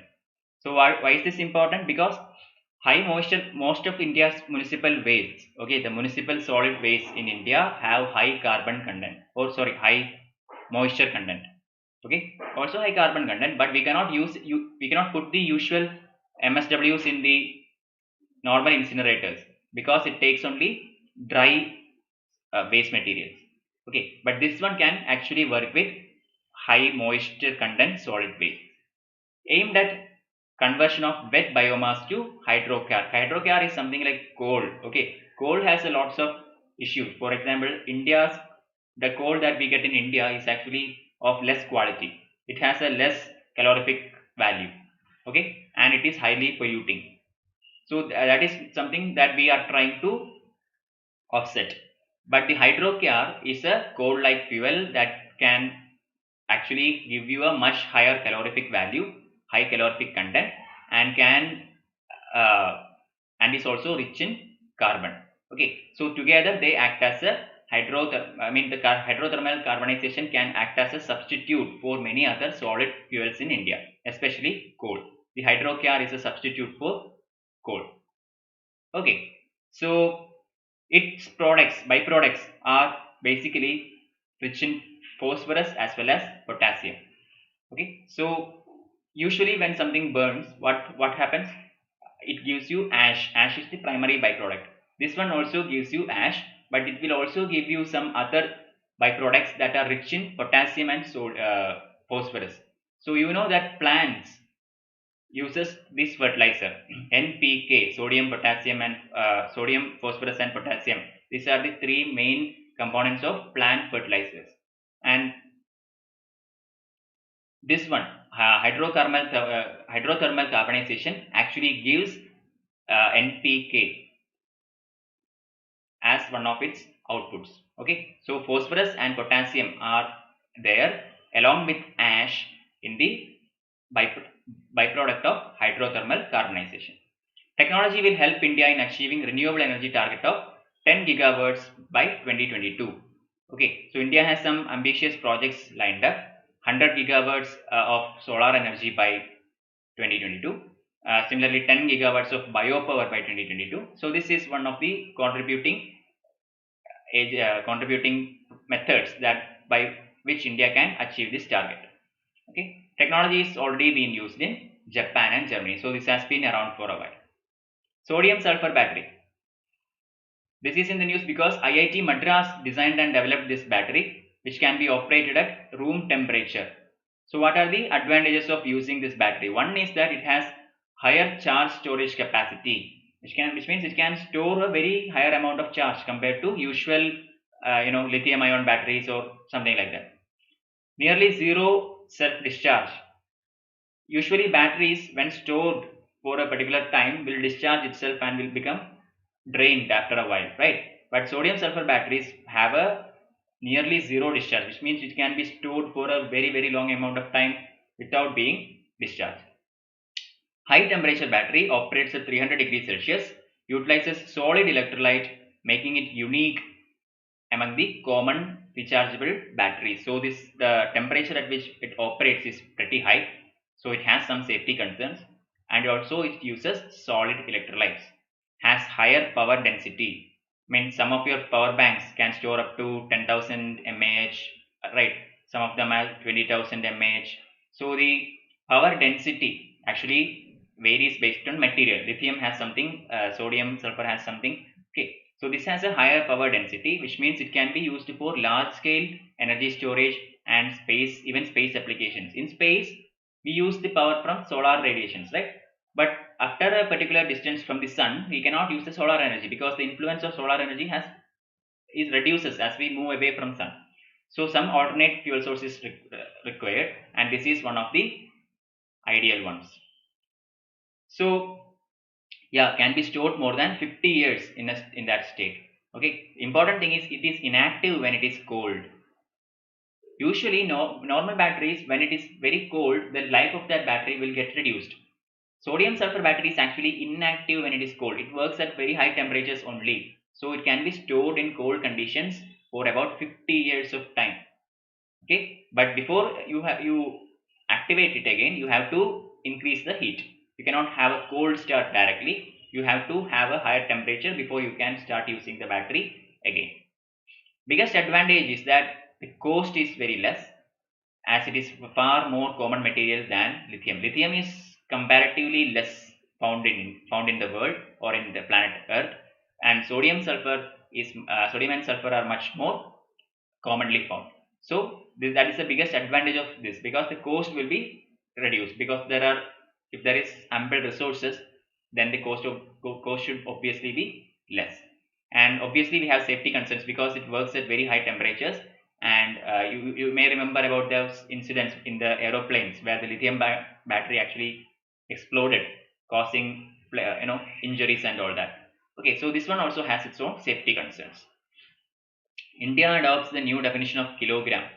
National Physical Laboratory recently recommended updation of definition of kilogram in the syllabi of textbooks. Okay, the definition of the kilogram earlier was the weight of a palladium rod, right? But that has been changed in the 26th General Conference on Weights and Measures last year. The world's standard definition of kilogram, ampere, Kelvin, and mole has been updated. These all are units in the SI system, System International. Okay, kilogram derived its provenance from the weight of a block of platinum iridium alloy housed at the International Bureau of Weights and Measures. Okay, the NPL Institute is also in the process of making its own Kibble balance. What is a Kibble balance? It is something used for updating or used for precisely calculating the mass of an object. Usually, when we say when we talk about kilogram, we think about weight only, right? We say 1 kilogram of rice. That is actually the weight. That is mass and gravity. Okay, Kibble balance, what it does, it actually offsets the influence of gravity using electromagnetic waves. So gravity is cancelled out with electromagnetic waves. Whatever is remaining is the mass. So Kibble balance gives a much more accurate definition for kilogram. Will result in uniform system worldwide. Obviously, because SI system is in prevalence in most parts of the world. In some parts of the world, we have the CGS as well, but this is more commonly used. Okay. Another important thing is earlier the definition of seconds has been normalized. That is the reason why we are able to communicate, right? If the definition of seconds was different in USA and different in India, what will happen? The communication between US and India cannot happen in real time because the GPS technology has to use some kind of uniform measurement unit in order to communicate. So if the definition of second is different in different places, global communication network will collapse. So since SI system was adopted around the world, also standardized the definition of seconds, it is possible for us to use GPS and all other such technologies that enables smooth communication. It will not change the measurements in our day-to-day life, like in the kitchen, trade and transfer, etc. So this is not going to cause any issues with us, because for us kilogram means basically what? The weight of that kilogram slab that a person puts in the weight balance, right? That's it. So it doesn't change. So because the definition of kilogram changed in the international scenario doesn't mean it is going to affect the common man. The only people who now has to be concerned is the researchers and scientists, because they are going to get a more accurate value, better value, which will help in their researches. Okay, last topic, ceramic membranes. Ceramic membranes, Central Glass and Ceramic Institute of Kolkata. This is the agency that developed the ceramic membranes, and this was developed for treating contaminated water. Okay, so water has many kinds of contaminations, and one of the main ones is the heavy metals. Heavy metals like arsenic, iron, fluorides, and all those things. So this membrane can actually remove all such heavy metals from water, and make it potable. Okay, this is prepared by a mixture of inorganic substances. That is important. Alumina and clay are inorganic. There are organic membranes, there are inorganic membranes. Okay, organic membranes have certain defects, and it cannot be used for certain scientific processes, but inorganic membranes can be a great alternative for such kind of scenarios. Its absorption capacity is up to 8 times higher than other membranes and minimizes water wastage. So this is a better choice, obviously, because it can actually be 8 times more efficient. Okay, also minimizes wastage of water, so something that we can look forward to. Last for about 10 to 15 years, so it is very durable. That is really great. Can also be used in other sectors where it is not possible to use organic membranes. Okay, I already explained this. Waterborne diseases. India is known for waterborne diseases. Cholera, diarrhea, dysentery. All these can be eliminated if we can decontaminate water and make it more edible, more potable. Okay, so this membrane is something that can be used for the said purpose. Heavy metals in the water causes cardiovascular diseases and developmental disorders. Okay, all these can also be removed using the ceramic membranes. So that is it. We have completed today's session. Thank you for joining me. I know that there has been some network issues in between because this has been a very long session and the network has come and gone for a while now. Sorry for that. So next session is a quiz. 25 MCQs will start at 4 p.m. at YouTube only.